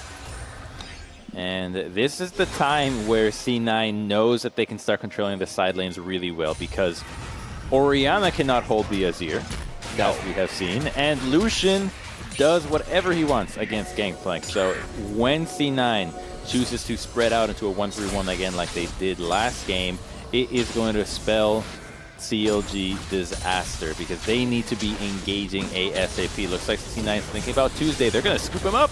Pushes him right out of turret range there. Palafox gets locked down though as he gets kind of shockwaved into his own wall for CC, and that is going to not be a trade though. Palafox made it out alive. I thought he was going down. They get Tuesday, and Cloud9 is just playing this perfect. They are so much faster than CLG when it comes to these fights. Every time it seems like CLG was just there eavesdropping as to what C9 was doing on the side, and they're going to claim a Scuttle Crab. That's pretty much the only consolation prize they have, because everywhere else is really suffering to what C9 is bringing to the table. I honestly looked away from Palafox there to watch the rest of the fight because I thought he was dead. Oh, Tomo fires an arrow, seeing the rest of the team come in as Fragus was flanking him from the side. TP's in the bot lane as 2 stopwatches go down. Now Fudge trying to deliver back the damage, but he doesn't really have a main target. Yes! Finds the backside of Phil on the exit. We'll see if he can do any more here. He's going to try to hold it. Piercing Light only hits 2 of the first minions, but they also don't know where Inori's rotating from right now. With ults down, they feel like they can't take the full fight, even though they have Shockwave there. I'd love to see it. More fights from more fights. They have to get out of here real quick. The Dragon is coming up in 30 seconds, so Tuesday, who doesn't have anything to shop for, will stay down here. He's going to be careful, because Fudge can definitely pop him. I was almost going to get my wish. You wanted Lucian to 1v1 or no? Yes, absolutely. I know that doesn't end well, but play by plays, you know. 2 turrets. The culling is a cool ability to cast. Heck yeah. 2 turrets now in favor of C9. We're looking at the bottom turret standing, and we're already past 14 minutes, so really Cloud9 only needs to get that when they want to move the map. They don't have any plate pressure to go for. And Inori, a little Orianna pressure as he's putting it on there, running after Tuesday. Tuesday running Barrier and Flash now, knowing a fight is coming up and he needs more defensive spells, and the front end burst coming from Cloud9 is enough to take anyone out. Phil's finding that out right now as Inori decides not to pull the trigger on that engage. That chunk is all they need to go for this Dragon. Leona is too important for this composition to engage, and thus CLG lose the second Dragon of the game. What are they thinking, though? Really? Okay. Going to try to trade the Rift Herald. Looks like C9 has something to say about it, though, because they know this Leona is quite low. They can win a fight even 4v4, as Inori is not here, but soloing the Drake. I love how Fudge and Palafox are setting up. It's like, oh, they can't get... Oh, wait, they're both over the wall. Now it's a 4v4, but they have to put themselves a little bit closer. First Infernal now over. CLG may want to fight due to that, knowing that Inori is on the bot side of the map. Rift gets taken down. That was over to Palafox? You're kidding me. He's going to be able to walk over. The team's trying to grab it right now. Palafox, I believe, got it. It looked like it went to him, but the eye is gone. Phil has it, but... Okay. Oh, Phil has it. Okay, I'm sorry. I saw that wrong then. Win now going down. Fragus is going to get himself out of this fight. It looked like the purple kind of thing was absorbed by Phil. As Palafox goes for the shuffle, Deus almost baits himself back in as Diamond and Fudge and the rest of the team are figuring out who's going to try to get that kill. And Phil did get it. I hope we have a replay on that. Fudge just snuck behind him and Cold Tuesday 100-0 through the barrier. Just like that. That was it. He just said, all right, I'm just going to delete the Orianna, and this fight is ours. It almost looked too easy out of C9, how they approached that. They're really patient in never giving CLG the opportunity to engage right away. They cornered them. They made sure that CLG felt pressured, and then they pulled the trigger. But, man, that just looked like it was sad to see the Orianna die like that. You're telling me, Crump. No, 2-0-2 for Palafox, 2-0-0 for Fudge. Again, just coming through so hard on this. He loves to play aggressive, and he can do whatever he wants on this Lucian once he gets going. So he's having a grand old time this game. Now starting to roam a little bit off the bot lane. Looks like he may just go for Krugs if he knows the team's going to be safe on this play. And yeah, he's already hovering back down to push the wave. Question mark goes down there, and they're going to see him walking right up. As the turret gets pinged, they pulled down Deus for a little janitorial duty on that minion wave. So things are slowing down here for a moment, and I know CLG is going to be happy about that, but they know in just a few minutes, it's going to be right back at it. Cloud9 pushing them as hard as they can. It's janitorial duty, but the mess never gets cleaned up in this house. It is always Fudge pressing Deus. He has no business dealing with the Lucian, who is so fed. Essence Reaver and the Vork right now. I believe he's maybe building either the Zerkers or even a Phantom Dancer to be even more dually as his next item, but it is just brutal for CLG to deal with. That's why the Trundle pick is so odd, because it does not offer anything against the Lucian if you're trying to help out the Gangplank, which is what the Vi had when the Gangplank was behind. You at least had a way to engage, to zone him off, and let the Gangplank catch up. Because if he's right next to Lucian, he can pop the barrels, use his Q. He at least has a better shot of taking him down. Palafox and Fudge having an amazing game. I'm sure Fudge is about to hit level 14 here soon. He's Palafox is already 14, 2 levels above Tuesday. Crumps, if your side lanes are 2 levels ahead of their laners, that's amazing. Everybody is just playing on point right now. Usually you're looking at one carry or an option to play through and win, but how do you beat that? It looks like, so far, it's a team diff. There you go. And you beat it by changing the draft. That was my suspicion in the Gangplank being selected once again against the Lucian, but now they're just going to look for a major team fight and try to get a 5v5. That really is what CLG was trying to do in the first place. Yeah. Now they're going to have to do it at a big item disadvantage, which clearly is not where they want to be, as Lucian is strong enough to 1v1 without breaking a sweat. Their mid laner, that's without even Tomo being there. Yeah, you just watch the diamond, See, that's my pathing, and I'd bait, but I'd die taking that pathing. They'd actually be able to catch me, and it'd be like, great play, Riv, cost the game. Here's that Rift Herald we saw coming out from Phil as they were able to grab it over at the Rift Herald fight, and almost dropped the turret. He pushed down, and Fudge gets himself out to safety on this one. Arrow coming across right now, and now Cloud9 gets so much value out of this Hawkshot as well. They don't have that much more map to work with, so where is CLG going to be? You're always going to be able to find them, so good luck to CLG for finding, being able to find a corner to hide in before they initiate after this point. And we're 22 minutes on the clock, so Baron is waiting. As long as C9 can get one of these fights and find some ults they want, maybe they'll tempt CLG into a fight. 7 seconds for Infernal. They've corralled them all the way back to the lane, and now they have to go through the fog of war if they want to get in here. 3 members out here, but they could still be soloing it. At least they know Lucian isn't here. They know that C9 is still ready to fight. Fudge has locked down a bit of damage onto him, but they push back the Orianna. What an ultimate coming in from the side of Anori. A double kill now for Palafox, the triple kill for Palafox. Almost getting the quadra coming in, but Fudge is able to lock that one down. And an early fight here as they hit Tuesday up immediately in that. And I love the play because it pulled the ball far enough away that he could not activate that shockwave onto Fudge. Complete obliteration out of C9 here. They had initial control. They pushed CLG back. Then when CLG back tried to take the control, they didn't even give them a chance to go for the dragon. They engaged onto them right away. The Trundle didn't even get to use ultimate when he got picked off, and it was just pull the trigger on every engaged tool as they could. Look at that. Fragus is already so low. Lucian is so far back, but there's nobody to follow through. This composition cannot dive. They have to peel for whoever engages. But by the time that they got jumped, everybody had to retreat. They don't have the damage to even burst them down nearly as quickly as this Azir and Lucian, who are both respectively unbelievably fed with. It might be that clean sweep here. Counterlogic Gaming, they are going to have to pull out all the stops coming into the next game. Two blue sides here. They find themselves falling behind quite a bit to this Lucian top lane. Fudge having a tremendous game. Palafox showing up once again here.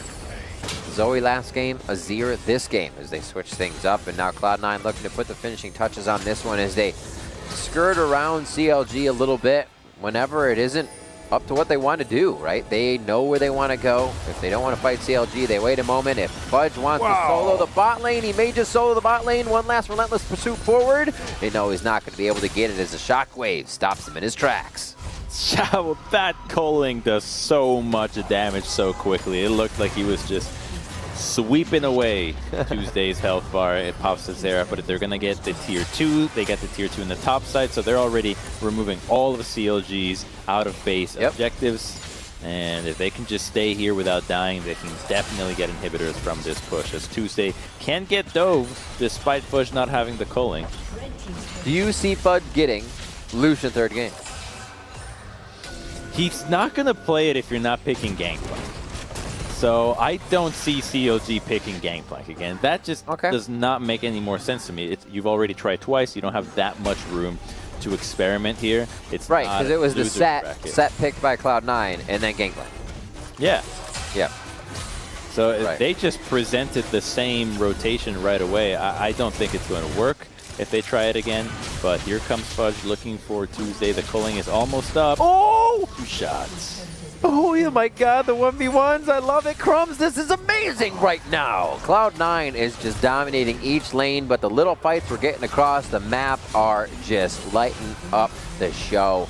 10K gold lead here for Cloud9, and they are feeling confident as they go in. They'll get Fudge back in just a moment as he TPs back to the fight, and now they put a bit of work on the base of Counterlogic Gaming here in Game 2.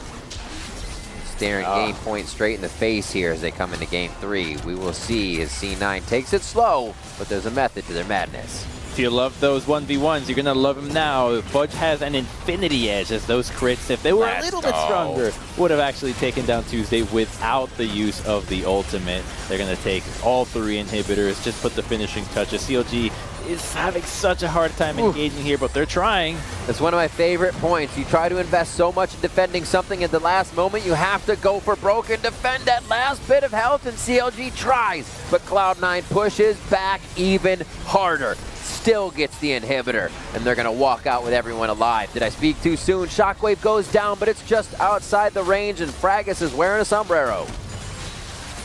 Oh, CLG holds on, but for how long, Riv? All inhibitors down.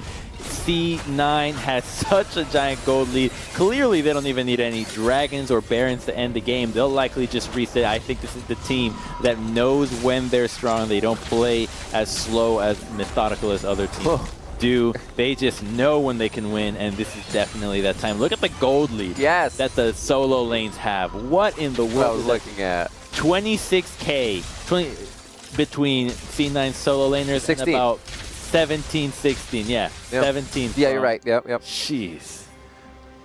That's absurd. Just absolutely absurd as well. Both trying to be set up to kind of, succeed in their own rights. I'm sure Nori coming through with pressuring the jungle, Tomo finding Fragus all the time means Tuesday and Deus don't get that much support. If you know the counter's coming, no one's going to gank. And if that lane's being pressured already, Fudge gets to keep winning. Palafox gets to keep winning. C9's really been able to play this very smart. And now they'll be rewarded with the Infernal Soul, so the initial burst that Lucian and Azir have is going to be that much greater. They might as well go for the Baron at this point. By the time they get back to the mid lane, you've got the objective back up, but they are going all the way to the bot lane. I love it, Riv. I was going to give them the benefit of the doubt for just going for the objective game, but seeing them push the advantage now, yes, it is a little bit riskier because if you lose the fight, CLG might be able to take the Baron, but if you have the confidence, you know you need to pull the trigger now, it's the right way to play. Especially with the quickness right now, you have a kind of get-out-of-jail-free card. If there's a big initiation, Diamond goes off, the backline stays safe, you have another reset with Emperor's Divide. So they have a few chances to hang out here on the side of Cloud9. Mean! And Nori throwing it down. This man's as mean as his headband right here, like a Rabadon's death cap on that screen. Nori, though, just keep flexing on the top side. Oh, Fudge baiting one out, but they're able to get the turret as Nori is just going for the structures right now. Cat and mouse by Cloud9 is just skirting around Counter Logic Gaming. And Nori stepping into the fray to try to get a few shots. That's going to be an initiation on the field. The Shockwave goes down, good damage onto Cloud9, but it's not going to be enough maybe as C9 is fighting back even harder. And Counter Logic Gaming is looking for safety on the fountain. Damage to the Nexus. Diamond is swinging that cape as much as he can. The super minions coming in with some punches, and game 2 goes to Cloud9. And they get game point. Even more dominant than game 1, Riv. Despite similarities in the draft, the game was nowhere near as bloody, and it was much more in C9's favor. CLG need to come up with something different. They are clearly giving too much to Fudge. This solution in the top lane is doing too much work. But if we ignore that completely, you still have Palafox doing too much in the mid lane as well. He kept over 10 CS per minute in the mid lane. I think at some point he was around 11 or 12, which is really impressive for a mid laner. Got solo kills on Tuesday. I mean, what else do you want out of somebody playing the Azir and Orianna? Yeah, the levels, the items, everything was great out of him. 700 gold bounty as well. Yeah, when you're that many levels up as well, you know the breakpoints and you control the game, right? You're saying, hey, I'm hitting 11, hey, I'm hitting 16, we're good to go on everything else, and especially with that damage that he's throwing out, just disgusting. Seeing the way that they can continue to play aggressive, the whole W, if you will, just keep going forward. You don't do that on many champions, though. But over and over, the fights were more so outplayed because we did see it being a matchup where one or the other could win. But the dodging of the shockwaves, the setups, Palafox was all there. That was the W key Azir there. Just keep going forward. Despite the Senna ultimate coming through. Actually, a little bit more mana in Orianna, and Senna could have been able to turn the tides of that fighter. Maybe if she ulted sooner and caught the shield on the Orianna, we would have seen a different fight. But if you need the support from the bottom lane to help you out like that, then you're still losing the 1v1 in the mid lane. Yeah, absolutely. Well, a few more plays from this game as well. The Baron fight that came up for Cloud9 is, you know, both teams tempting each other back and forth for this stuff. Obviously, CLG tempted to kind of stop C9 from getting a fight that would give them Baron, but things happen. Once the Trundle dies right away, it is all she wrote for CLG. C9, Smell Blood in the Water, hard engage. And I love the decision to split themselves between objectives. It's something that we often don't see a lot, where teams will think that they are still under threat. C9 was aware enough to know, we just killed so many, we can actually take Baron and Dragon. That way we're not giving one of them up or have to reset and spend more time on the objective. It's that kind of foresight that allows them to end the game without having to take a Baron once again. And C9 now has full control of what happens in this series. Obviously, CLG is still very much in it, but I think we're going to see another one of those engage comps, and Cloud9 has been fighting better.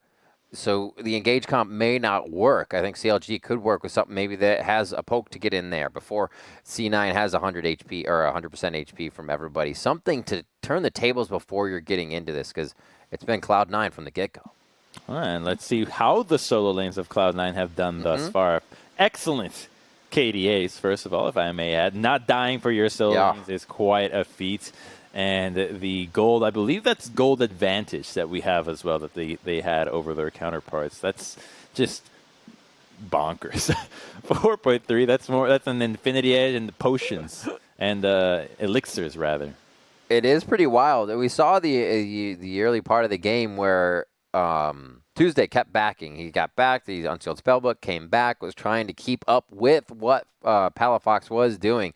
So I feel like it was a scatter almost the whole time. And then when he was able to roam first, even after a few of the fights, it makes it difficult when you can't catch up to an Azir who's 2 levels ahead, CS ahead as well, and really just controlling the game altogether. Now, bans for next game. What are you feeling before we go to break?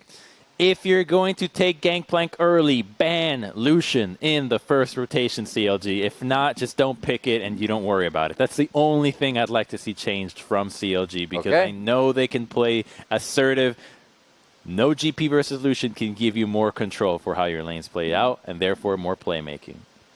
All right, so with that win, C9 brings us to what very well could be our final match of the series.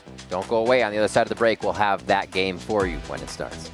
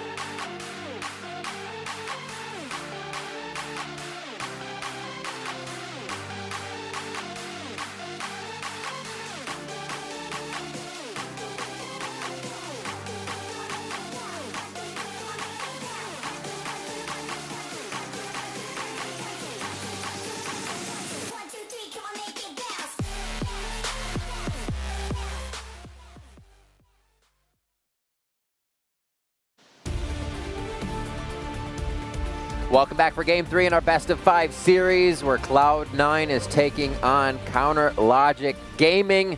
And honestly, I don't know, taking them on a ride right now, and it is a dangerous one. And I'm sure CLG wants to get off this wild ride, but they got to stay on for 3 more games, if they can. 2 ways to get off the ride. Either you tame it or it just kicks you out after the next game. So right now it looks like C9 is fully in control and about to kick CLG back to the curb. But at least it would be a great success for this organization, no matter how they end here. Obviously, incredible if they're able to topple C9 with a reverse sweep from this point forward. But all signs point to C9 dominance continuing. It's been a bit too strong. I mean, you have to see it that way, but never down, never out. The counter logic can always come through. We saw them bring Golden Guardians to a best of 5. We saw them come back 5,000 gold and then take a quick 2,000 gold lead over Golden Guardians to make sure that they were able to win that series. So it is there, and we know the fans of CLG hope. The hope gives them drive.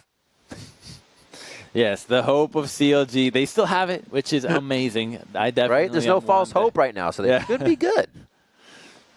I have a hard time with hope personally. I usually just see no hope ever. It's like, okay, at least it's a safe place to begin with. You never get disappointed. But if there is hope for CLG, it is what you're saying, that they were able to beat Golden Guardians, one of the strongest teams we had in the regular season, along C9 and TSM, who are already paving their way to the finals. So if they could beat them, maybe they can come up with some of that Mike's magic juice to get themselves amped up for Game 3. That's right. Both of these teams, well, I should say whoever wins will meet TSM in the finals. But recapping this one, if you're just joining us, it has been Cloud9 domination in the best of 5 series. 2 Lucian top games for Fudge, and the man is 6-0-6. Absurd. And he's literally helping around the map in the process as well. Palafox playing a Zoe and an Azir, and also doing the same. It's the C9 solo lane story, but the whole team is there, and I think we all know that that's just Cloud9's play style.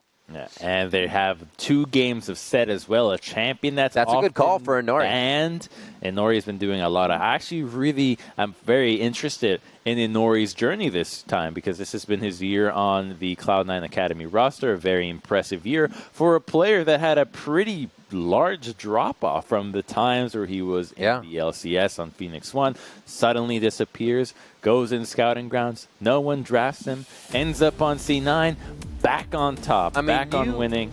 Of most people should know that he has the Phoenix DNA, that he can rise again. Oh, right? Okay. You are the one who flew the Phoenix. Yes. It was I, the Phoenix. It was I, the Phoenix. Oh, that's great. Good times. But yeah, you're right. He always does kind of have these surges, and imagine if he keeps that up and continues that, and then follows through, and then finds what that ceiling was for him. It would be amazing to see Inori continue to compete at that level, showing off the skill where he just continues to wow you. We are now into the bans section. Okay. That's going to be all no salty run back. All done. Yeah, right. There it is. 3 games for the set. Hey, we've seen 3 Akalis. We've seen 3 of this, 3 of that. Let's do it again. Right? Love threes. Please don't pick GP. Yes! Yes! All right. Dude, I'm so happy, because I was saying they need to start the fight before they're actually in it. You do want a little bit of damage. Poke them out. Let's go.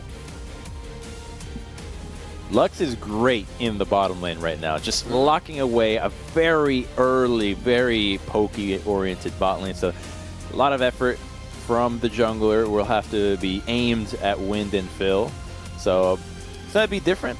It's kind of hard when you have so many long-range and safe farmers like the Ashe in the bottom lane that can be paired up with even more safe supports like Morganas, Karmas, whatever you want. Heck, you could even go champions like Braum and make sure you're just never killable down there. But no Lucian, I think, will come out from C9 because it's just crazy. And Blitz would be a great pick, Rib. I love Blitz against Senna. When I play solo queue, there's 2 champions I hate if I'm Senna. It is Blitzcrank and it is Thresh.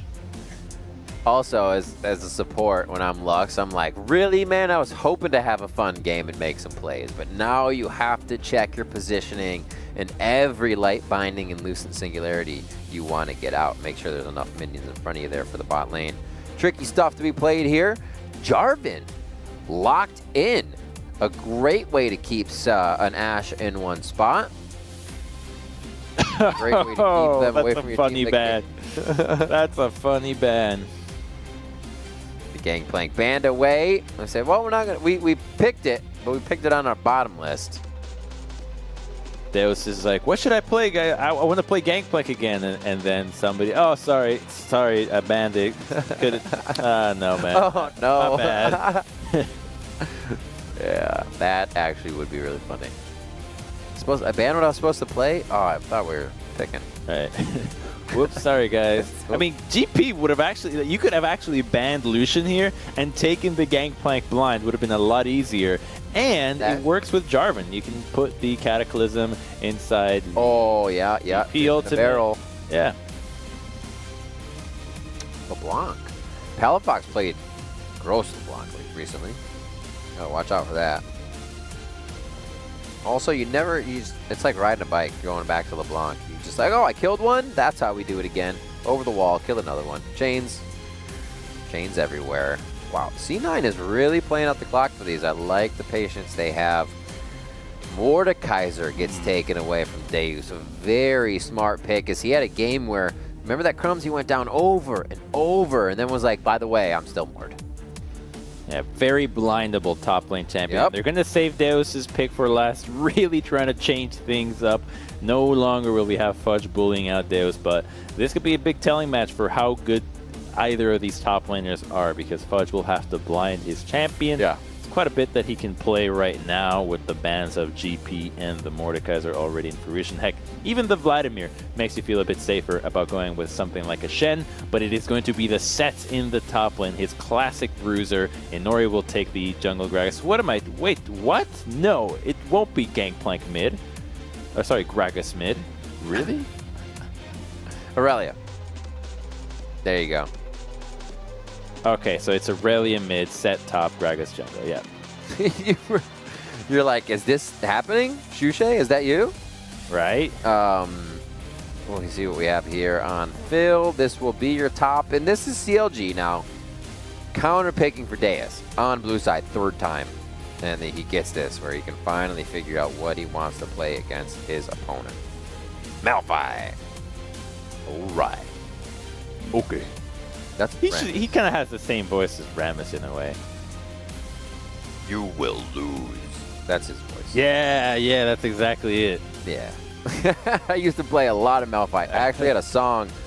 I forgot. It was like, you do the ground slam, and then you slow them, and then you ult them, and that's how you play Malphite. Oh, you got to clap him. There's a clap him in there too. Because when you have his W fists on, yeah.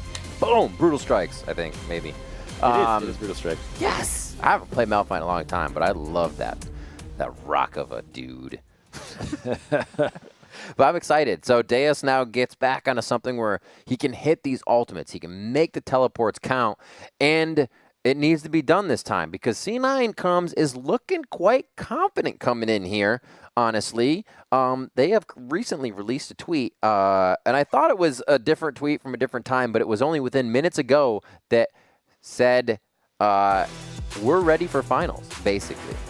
Oh. Look at this. Congrats on making finals. Hashtag. What? Hashtag. I was saying C9 at the same time. C9 LACS. There's no way CLGA come back from an 0-2. The Alex Penn meme survives. Yep. Probably the most timeless of them all. And here it is once more. I think they're right, though, with this tweet, Riv. It really does look like C9 have the tools to close things out.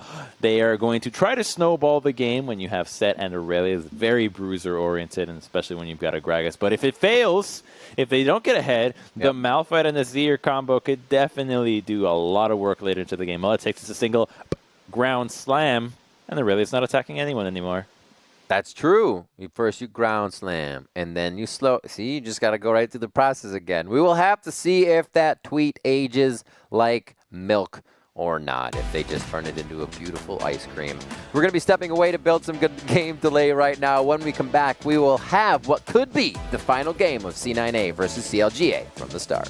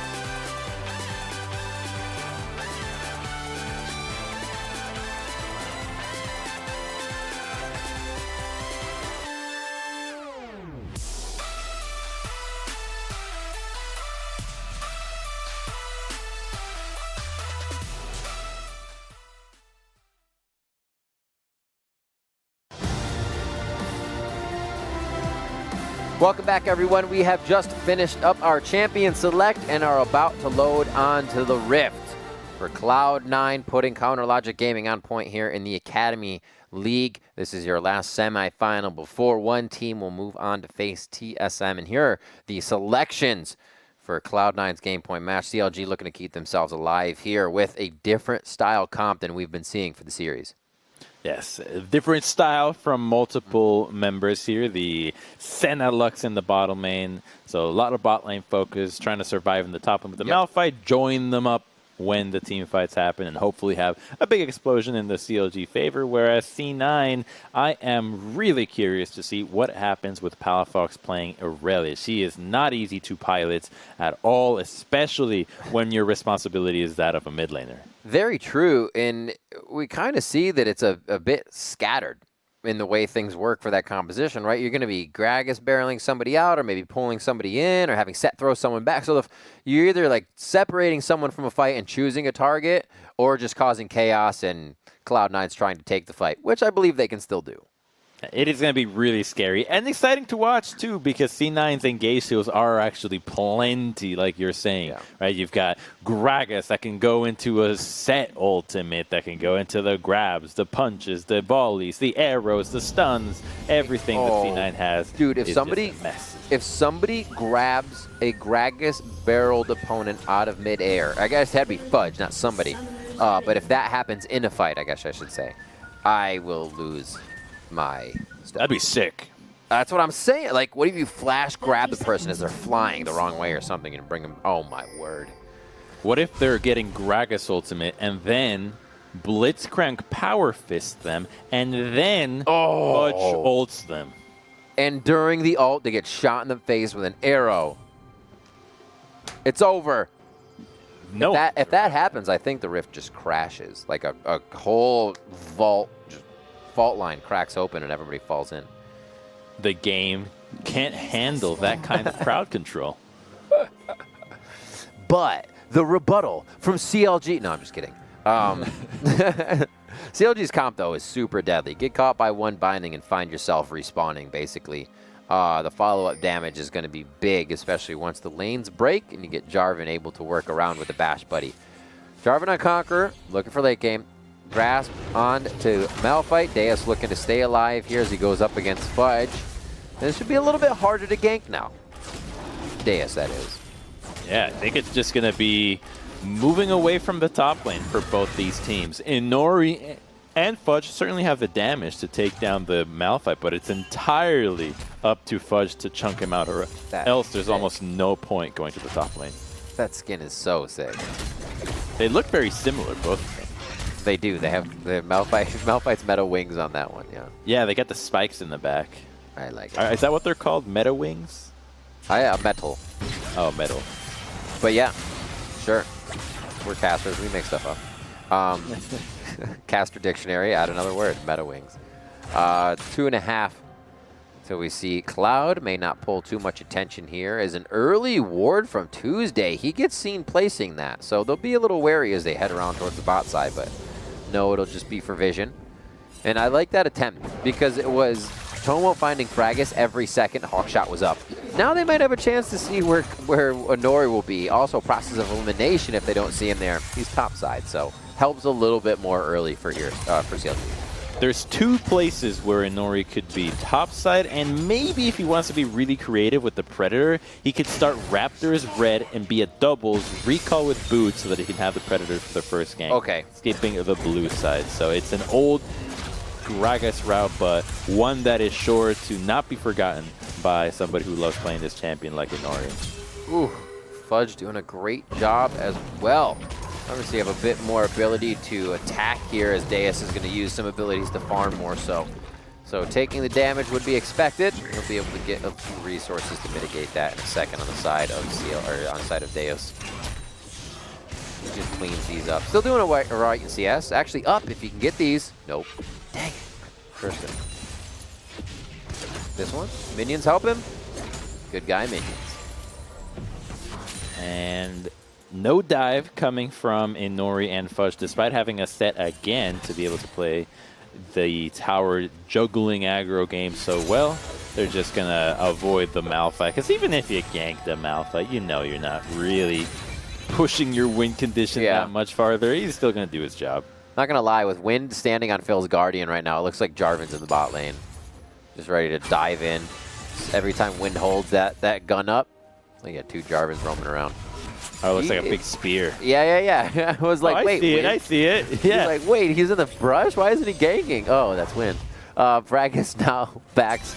Yeah, it was actually a good position there, but again, seen by a ward, quickly placed out here by Cloud9, and a much safer game for Deus. I'm sure he's happier here on the top side on a bit of an island. Throws down a quick punch there. Brutal Strikes is on. As you see, his fist is glowing. That'll give him some clear and attack damage. Diamond says, whoops. Throws out the Horn Honk and heads back to safety. Good passive light damage. Loosen Singularity. Auto damage, or auto ability auto, as Phil threads in the max damage on that play. And they have to now back off when Nori Hook is up. Traded on ward, tracked on wards here. Serves up a quick drink, and he pokes him in the bum. He's got work to do. He can't just stay around drinking. Ooh, Diamond with the double grab. Low mana on him, though. They have one more grab in that mana resource bar, and they're fighting within the minions. A lot of casters here dealing damage back to the side of CLG, and Nori's just waiting off on the side with the sweeper, ready to go. Fragus coming down now, a sweeper of his own. Another poke and drink war here, going towards the bot side, and I think actually Fragus realized that a bit late, but Tim was already taking a bit too much damage. Tuesday teleporting down to the bot side now, and they're trying to turn this one down onto Phil. Could be damage onto Fudge that kills him, but the Haymaker comes out to keep him alive. Win with the flash forward, knowing the damage wouldn't be there from a Nori, and everybody pushing themselves to the limits here to find a kill. Is just going to walk out of range on each side, though. But we do see a kill going down over onto Tomo and onto Diamond. Or no, sorry, not onto Diamond, just Tomo. Big party in the bottom lane, Riv. And Everybody Phil wants to TP down there. Yes. Tuesday makes it, and that's what happens when you're playing a mid laner that doesn't have teleport. Aurelia is not able to join the fight, and Malphite saves his because he's not offering anything of value without his ultimate available. So I think that CLG played that quite well and ought to be pretty happy from the position they were in to get that result, as Malphite can always TP back to the bottom lane, and with level 6, ensure the right team fight for CLG. Phil on a quick roam, just playing protector here. He has really nothing to do on the bot side. He should start to push now back over towards the side of Tuesday. Palafox looks like he wants to get a buy under his belt here with 55 CS. And here's the bot fight once again.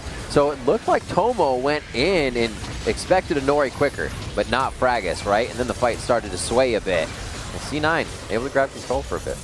Not only were they not expecting the Jarvan, but the teleport there from Azir. It wasn't even a ward on the back, it's a little side ward. And Azir getting a kill is pretty good for CLG because he's been having a rough time against Palafox thus far. It is behind in CS, but the gold will help him even that lane out. And the big question for me now is, how does CLG use the Malphite ultimate, the Malphite TP advantage? Because it has to be a roam to the bottom lane or somewhere, because you're not getting any value to Malphite if you're not trying to cash in these ultimate free kills, like free fights, as often as you can. And they're going to have to be follow-up fights. You know, he's obviously not building AP, so he's going to take somebody off the map immediately, but Tomo is really the only target he's going to want to step out of the fight. Palafox is going to get hit, maybe even dive past him, but Nori will be pretty okay with it, so we'll fudge. So you're right, definitely needs to happen, and it has to be almost perfect to find that window. Tomo and Diamond flexing towards mid.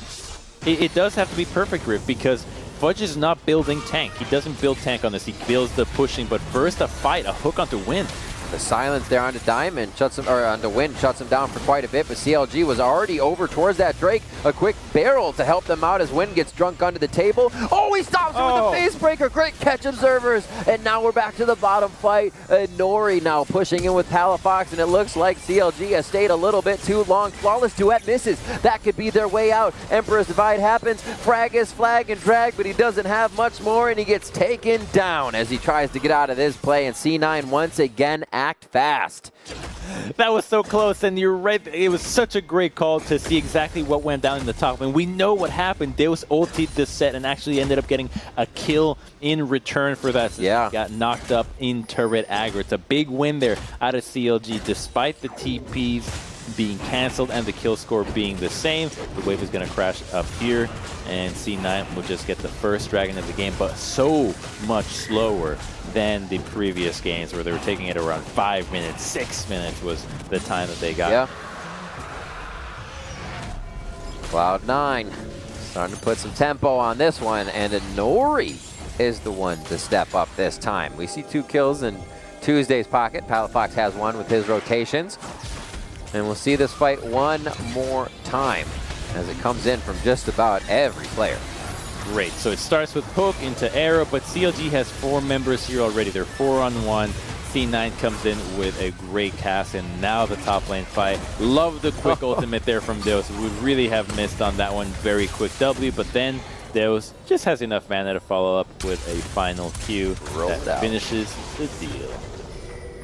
We saw the bottom fight, but yeah, a play that Deus needed. You know, some things turn the tide of the game differently. And that one isn't one you're really expecting, right? Fudge thinks he's making an awesome play, and then he's like, wait a minute. I'm going to take a bunch of turret shots, heated up now. Out in the middle of the lane, it's even looking a little bit different now. A lot more armor now for Deus, and he's able to stand tall, dodge these, and the movement shard allows him to quickly get out of the way of a haymaker, so he can just run circles around what Fudge wants to do there now. Oh, you've been playing Malphite, Riv. You know this is the fun time for him. When your Q's got a few levels where you can just dance around your opponent's skill shots where they barely break through your passive shield. Yep. And you know that you're not even going to get ganked because you can always use your ultimate to get out of a sticky situation. So a big change in pace from the first 2 games out of Fudge and Deus, but I think Fudge is still positioning himself to have a strong impact playing side lanes with this Bork build so that the Malphite will be pressured to engage to get the fight that they want, and for Fudge to always be pushing minion waves. You like to see it though. Don't build a bunch of HP against somebody who's doing % damage. You just build armor and then punch him back. Punch him even harder. Maybe take off the chain vest and whomp him with it. That's what Malphite does.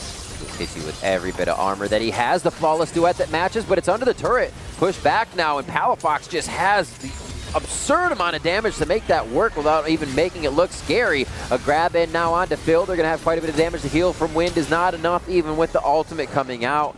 And there's an emote from Diamond as he says, support diff, baby.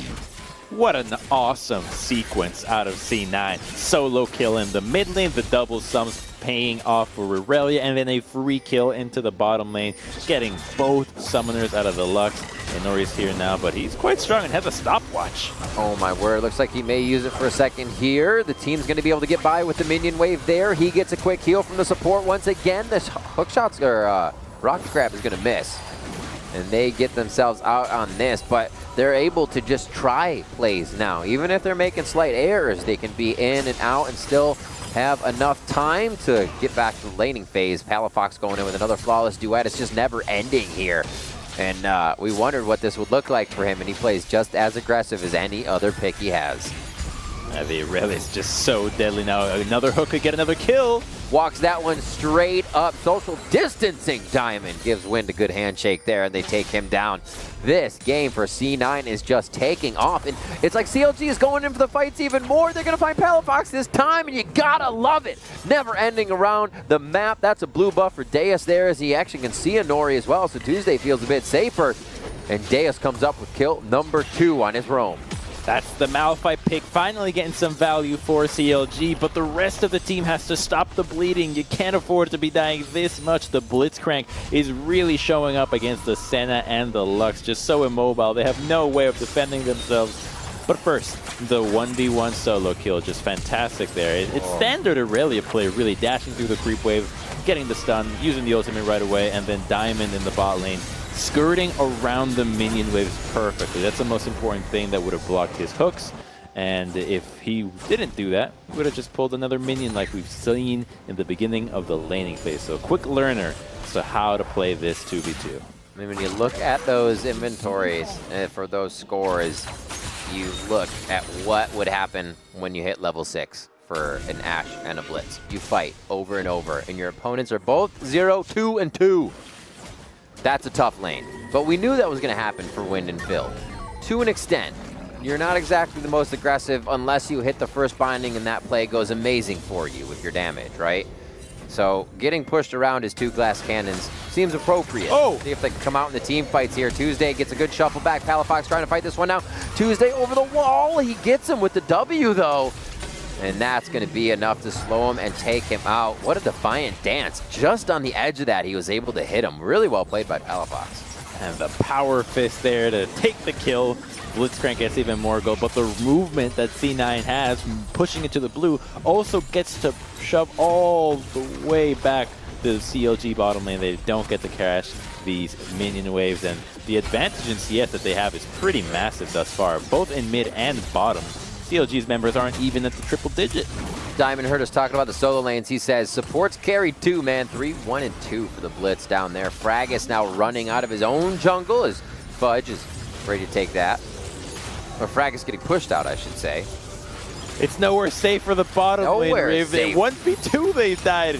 They're getting dove now. Palafox is safe. He didn't take aggro from the turret. Fragus gets into this fight. Arrow comes out of Tomo immediately. He is literally fighting under the turret of CLG, and here comes Deus to try and get some kills back on this. That was a double for Palafox. The killing spree ended as a 3rd kill comes in for Deus, and a Malphite can get pretty destructive, especially if C9 continues to take these fights and they're not getting secondary things like a good push top or a good push bottom. If it fizzles out after the fight, I'd say this is going to Deus. Yeah, Malphite is their god right now. The only member that is having a swell game thus far, doing much better than the previous times. But everywhere that CLG goes with the remainder of the team, it's just trouble. And now the Lux is once again going to go down. Doesn't have flash. 0 and 7 is the CLG bot lane. Deus giveth, Phil taketh. You try, but I get where CLG's coming from, though. You have to push forward to get wards. Look at where all the wards and the vision and the control is for C9, right? It's already being pushed up into your jungle. It's in places that is too tough, and they're initiating even if you have it warded. So CLG is really don't know if they have protection in an area or not right now until they start grouping and until they start getting protection for everybody that needs it. And I think that may be forced right now as the lanes are breaking. This is how the 1v2 started. It actually wasn't even a 1v2. It was just a 1v1 that Palafox spotted out. Then the Senna's right next to the Lux. But by this time, the bottom lane has already collapsed and there's no one there to answer the prayers of Senna and Lux. It is just brutal to punish the Senna and Lux. It's why the Blitz pick is so effective, and it hurts Senna more than any other champion because a regular AD would just be missing out on gold and experience. But Senna's also missing out souls. Yeah. Losing her own soul, losing out on souls. It's a tough world out there. But Manamion's finished. Hopefully a little charge up here for Wind. Wind and Phil need to have something superb happen. Deus now is starting to get a little bit of aggression. We'll see how many it takes to grab him, take him down. They get him on the hook. Can they get him on the kill? The follow-ups is going to be enough, and that one goes to Palafox. A shot out of the mid lane. Tomo's going to be able to get this one down. Ranger's focus coming up quite soon. There it is, charged up and firing. Just a bit short. Oh, the heal comes through with the flash as they bait each other's spells out there. Nicely done, and Wind almost going down as Tomo. That reminded me of one of the old Ashe teleport arrow and you're right there plays, but he just did it in range. Even the Ashe is looking for a 1v1 against the Senna. It is just blood for C9, and this turret is certainly an illusion of safety for CLG because the Blitz is just looking for a hook over the wall, but with the Raptor camp spawning, they are safe now. There's no way he can get that hook now. All right, C9 takes down mid. Bottom's down. Top second tier actually just gets hit by Rift as Deus is doing what he can. We still haven't seen a Wombo combo. I want to see a laser over a Cataclysm. Oh my word. Over a Malphite ultimate. Almost stopped short in every description here just from another fight from. Once again, on to Deus. He just went down and he doesn't have an ultimate to get out of this one. The team doesn't have enough wards going across the jungle. Cloud9 is just able to collapse once again on a solo member of CLG, making it 13-5 and a 7,000 gold lead to boot. It is a slaughter, Riv. Everybody, with the exception of Fudge, has a bounty, but his bounties from the first and second game will not be forgotten here. There's 45 seconds on the Dragon now for C9, and that is where they will be putting all their efforts here. Aurelia pushing the top lane, doesn't need TP. She can 1v1 anybody that shows up. Won't be able to dive the Malphite, but it doesn't matter if you can just kill Fraggus before the fight begins. Fraggus gets out. They're like, maybe we can get some chickens. We'll steal some things back right now. Soul, or a third Drake, I should say. Man, these games feel like they're going so quick from so many fights. So much action just speeds everything up in your mind as you look back up. It's only 2 Drakes here as Infernal did change the Rift, and this is going to be the first of those here for Cloud9 as they slowly set up vision. Pink Ward Brawl in the middle brush. Diamond's going to take care of that one. Gives him the upper hand. CLG just lost the entire 3-wave stack in the top lane to go for this fight. Deus is here, so CLG already has committed. They need to stay in with this fight, but Aurelia is so fed. I think C9 is more than happy to take this fight. Tempting Deus in. He's happy to let that shield break as they throw out a barrel. Turret wave now has a minion to deal with on the top side, so if C9 wins this fight, they're almost in the base. Ooh. That was an immediately killed Wind. He didn't have a chance to even get an auto attack off. Phil's about to fall as well. Deus is very, very low, and Tuesday is trying to save them both. They're doing a lot of work right now to get out of here. About 1,000 health combined between the 2 members of Counterlogic Gaming, and again, Diamond comes flying in with the emotes, and this nightmare continues for Counterlogic Gaming, and they have no way to get off of C9's wild ride.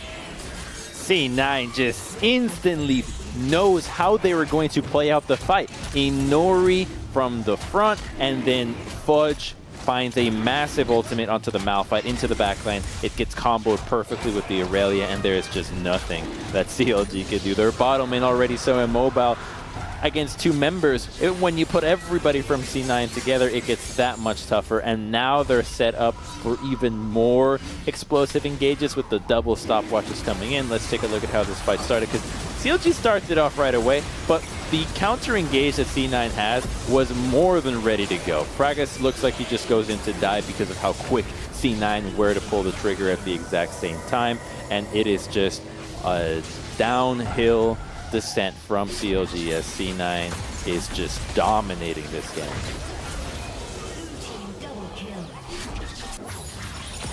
See how much they can continue and what avenue they can do it through. The Magi is now picked up by Inori as he wants to do a little reading this game. Guardian Angel already for Palafox. 9-2-3. Wait, when did that happen? Right? Oh my god. That's actually an absurd amount of kills. We've been seeing that happen a little bit lately. In the jungle, in the mid. Exciting stuff to see explosive gameplay like this and a single player be able to take over a game. You got to think that these players are being recognized across the board in Academy and on the LCS stage. I was kind of talking about this with somebody earlier, and that when there's that time when all the varsity players leave or things are changing, you wonder if the freshmen will ever make the team as good again. We're seeing that, honestly, and a lot of the talent being fostered now. We have to see what can happen after these splits to see where all of these players go, because they making so many impact plays. Like I said, just have to be noticed. Diamond looking for some picks here as CLG. Oh, Deus gets caught out. Not really a greedy back, but a test here from Palafoxes. They may have seen him hop into the brush, and Diamond is going to be Deus rather is going to be going down. Now onto the Baron here for Cloud9.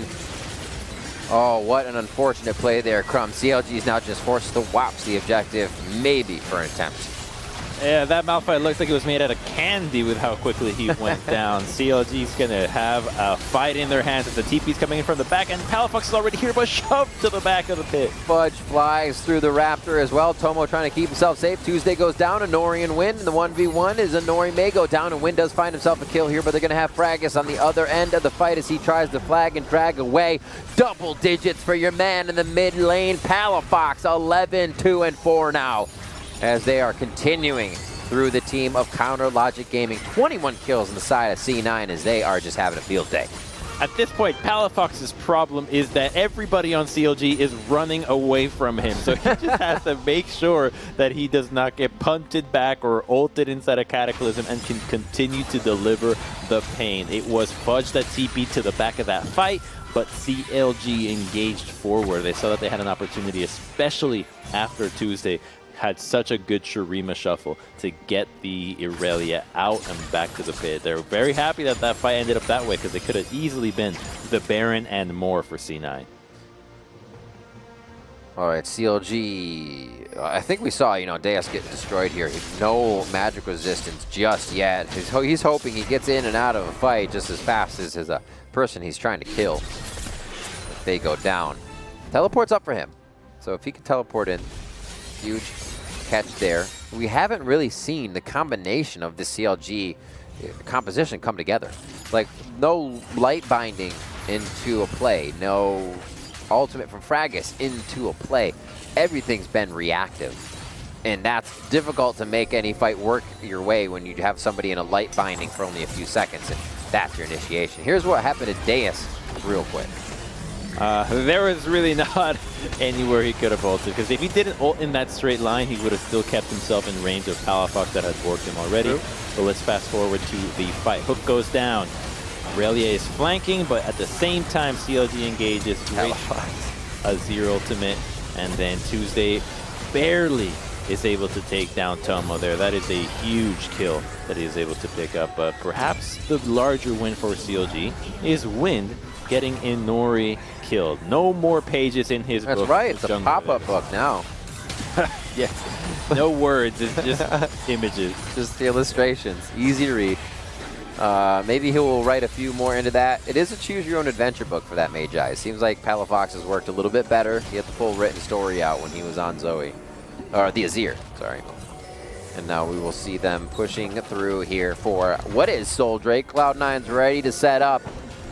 And Diamond's looking for a grab. Deus first, he'll even take the big guy. I like it. Usually that's not the grab you want, but CLG moving forward to Fudge now. Look at them just all walking one way. They know C9's behind them, but what are they going to do? They have to make the fight happen on their own terms from the side of CLG. And now they're split between Fudge, Tomo, Diamond on one side. Deus is trying to be a meat wall so no one gets grabbed. And as he does get hit with an arrow, he's the one that gets grabbed. Fragus tries to get over the wall, but Inori is able to body flop him there to keep him out from the initiation. Emperor's Device just going to slide along. Cloud9's able to run around, and Diamond goes back into the fight with the Shurelia's down. Or sorry, Randuin's in there. And it looks like he's going to get himself a good fight. Actually, Righteous Glory. I think I said all three, but I was close. We had speed, we had slows, and then I got to the right one. What a fight from Cloud9. A quadra kill from Palafox. Ooh. Show me that KDA, baby. That is gross. What a game. And we thought the Irelia would set him back in pace. He wouldn't be able to show off as much. Well, 19 out of the 25 kills he has cut someone down or helped cut them down on. Riv, C9 just played that fight so well. They cornered CLG like a scared animal. They just routed them about. They surrounded them. They knew that CLG was without any place to retreat to. And look at them, right? They're so split up. They're so scared. And then they have no problem engaging onto Malphite because they know the backline is not going to be able to engage. So the only problem with picking the Malphite is if the engage happens at the same time that he turns onto you. They were too far away, and then it's so easy for them to follow up. The only salvation they got is that Fragus was actually able to take down Tomo on the left-hand side of your screen. A single auto attack from the dragon onto the Ashe was her undoing, but that might have been the pentakill for Palafox had the Jarvan stayed a little bit longer in the pit with Ashe. Crumbs. Riv. If you're a TSM right now, you better be taking scared. Notes. Like, yes, CLG are the underdogs coming into this match, but the ferocity of Cloud9, knowing they have an advantage, pressing that advantage just seems unstoppable. No matter what you're running or how much you can figure it out with vision or stop that snowball with vision, they are playing so well right now on the side of C9. They're just getting advantages every game in laning phase and then team fighting really well. It would be one thing to say that they're getting laning advantages and then not being able to execute in the fights, or that the gold lead is why they're being able to win those fights, but that is not the case. They are just straight up better. They are first to the fight. They are biding their time. They're taking the skirmishes that are in their favor, and it is really difficult for CLG to play around that when they rely on cooldown so much more with a Jarvan. Instant McHale's coming in from the Lux. Here we go. Maybe a fish in a barrel with the Malphite ultimate, but he's not there to take it just yet. Cloud9 is fighting a 3v4 in the mid lane, and they take one down. Sets on bot. We had a rotation coming in from top from Palafox. There's the ultimate from Deus. They know the split is happening here, and they're instantly able to take down Tomo. Inori's just on the side. Nice reaction coming in, but Inori's able to just solo out win right there as the whole team feels that blow across them. This could be the fight. Another couple kills coming in with a turret and the death of a CLG member going into the hands of Palafox as he picks up a little bit more. 4 away from 20 kills on this game, and Phil's running for the fountain right now to get that HP bar back up and do what he can. Crumbs, this looks like it is it with the death timers for CLG. Cloud9 had so much aggression throughout this playoff series. Our last semifinal will go to them, and Cloud9 are going to find themselves trying a little bit harder on the next series to bring back the championship for themselves. The reigning champs again going to the finals, and they'll be facing off against TSM. What a resurgence out of the roster. They lose King, but bring Tomo, and it's like nothing has ever happened. They are still on top. The solo lanes really stepped up this series. They were so impressive. Fudge and Palafox. I mean, what was that? I think 16 kills on Aurelia at the end of the game. I think that's going to be a pretty strong pick come finals against TSM, but despite how dominant C9 was, this is still a round of applause, a tip of the hat for CLG Split in one of the more impressive turnarounds for a roster that everybody thought was dead in the water. It's very easy to look at a game from only the C9 side there with the domination, the way they started fights, but Counter Logic Gaming changed everything. And credit from, you know, behind the scenes to the front with Moon coming in, being able to do everything. You could say CLG is not over the moon, right? Not yet. I sure hope so. Please keep Moon. Please have him do. Absolutely. Teach more people to do what he just did. Yeah, they definitely made a lot of strides here, and we've seen that happen for a lot of organizations coming out, and I think it only spells great things for the future. I am excited. We are stepping away right now, though, but after a short break, we will have Palafox for our Verizon post-game interview. Don't go anywhere.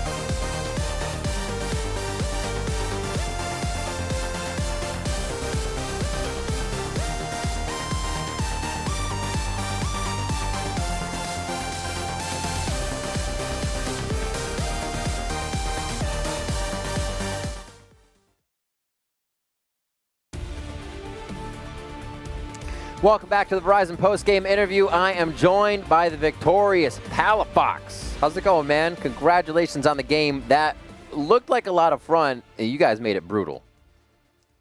Yeah, it was definitely a lot of fun. The fastest 3-0 we've had, I think. So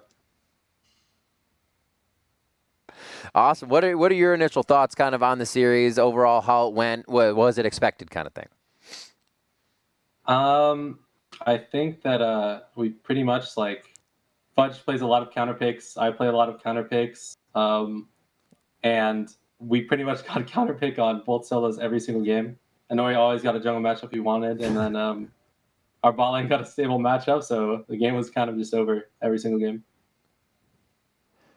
Yeah, Crumbs and I were talking just about solo lanes the whole time. You guys were like 2 levels up. It was wild. You were playing well. Did you know, though, that your media team tweeted out GG, you won on game 2? No, I did not, but it definitely felt that way. So. Yeah, I didn't know if that added any extra pressure, but it didn't seem like it. You were absolutely owning in the mid lane. I have to ask, after a game like this, or after kind of any game, or thinking throughout the season, where do you rank yourself, Palafox, if that's something that you do or can say? I mean, definitely best mid in Academy. I don't think it's like anything special to be, right? Like the goal is LCS. Hopefully, though. No, absolutely. People start scouting and then actually giving Academy players chances, because definitely feel like I'm better than some LCS players. At least my laning is definitely a lot better than them. So yeah. That's amazing. And that's to say you're absolutely ready for the pressure of now being on a kind of a reigning champion team for C9, and you're saying you're ready for LCS.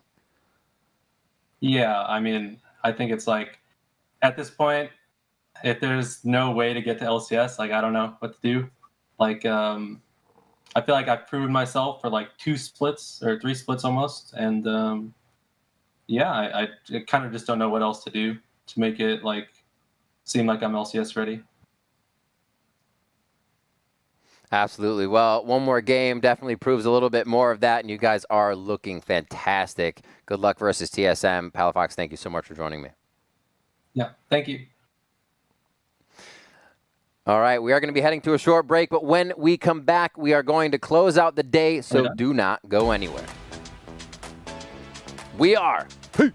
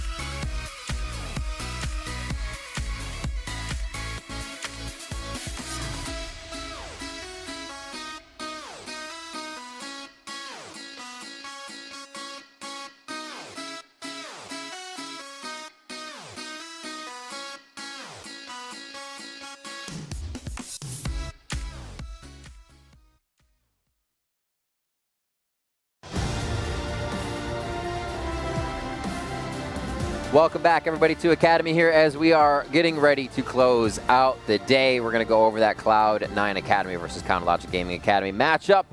And a 3-0 quick sweep. TSM 3-0 there, so the finals is going to be awesome. But let's take a look one last time at this last game.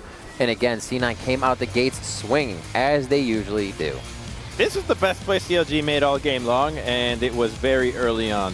Yep. They were only able to trade it. It was a 1-for-1 in the bottom lane. They didn't actually end up getting Fudge, and they got the kill in the top lane, I believe, against the set that canceled the TP a little bit later. But from that point onwards, when they resumed the laning phase, C9 just smoked them. We talked about the solo lanes, and in your interview that was really insightful with Palafox, we heard that they just prioritize those counter picks. And it's true. When CLG takes their solo lane so early, it just gave them the opportunity to play to their strengths.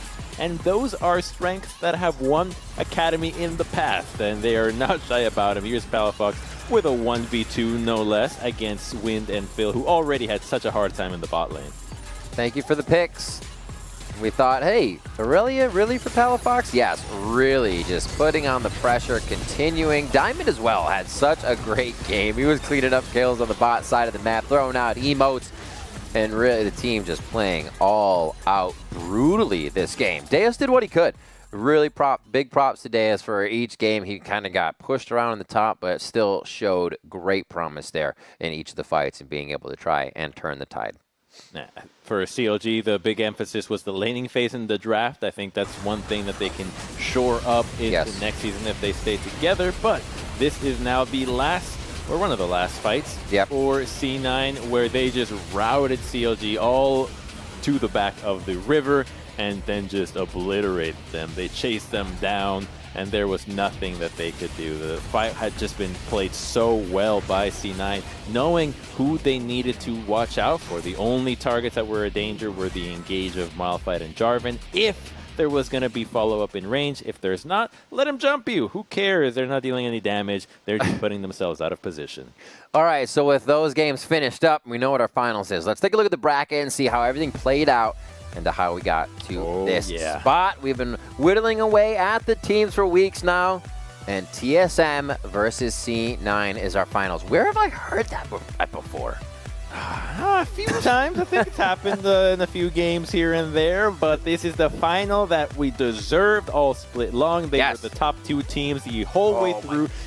The one thing that makes it better, Riv, is the fact that Treats came back for the Evil Geniuses series. That is a treat.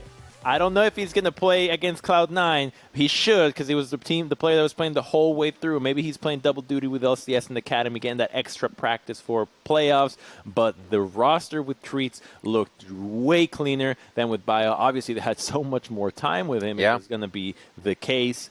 And now we are actually with a team that might have met their match, because the big problem for TSM versus C9 was TSM was not really playing the objective game. C9 was much better at that. If they shored that up with Treats' knowledge with the LCS roster, they might actually be a big opponent for C9 to try to overcome. I can't wait. It's all coming up. We will be back with that Academy Finals on August 28th. That matchup is going to be between Cloud9 and TSM. Cloud9 being the reigning champs, but we're looking to crown one. Coming up here, you won't want to miss it. And if you have the need for a league before then, be sure to tune in to LCS tomorrow at 12:30 for a face-off between Evil Geniuses and Cloud9, with both teams looking to stay alive in playoffs and make it to Worlds. Dude, I am loving the new playoff bracket in the LCS. Seeing what FlyQuest has been able to do, it makes it worth. It makes it worth it because we also get the revenge match between TSM and Golden Guardians. The salty run back is finally here. Can Golden Guardians just ensure that TSM does not make to Worlds, or is TSM strong enough to overcome their woes in the bottom lane and make their way as the third seed into Worlds and dethrone C9? Who knows? That's why double bracket and double limb is so exciting. Playoffs is always so spicy. I love it. So that's going to do it from us for us from here. For the entire live broadcast crew and myself and Crumbs. Crumbs, thank you so much. Have a good night. We'll see you tomorrow for more playoffs action. My mouth doesn't work anymore. Good night.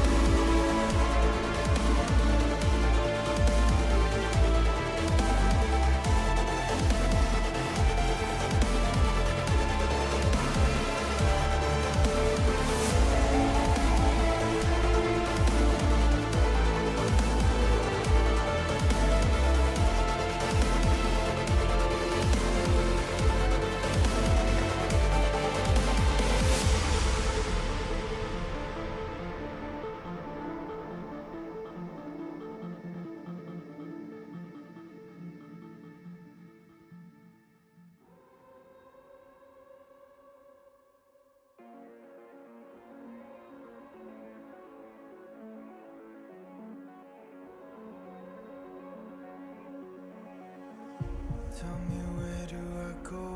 Tell me where do I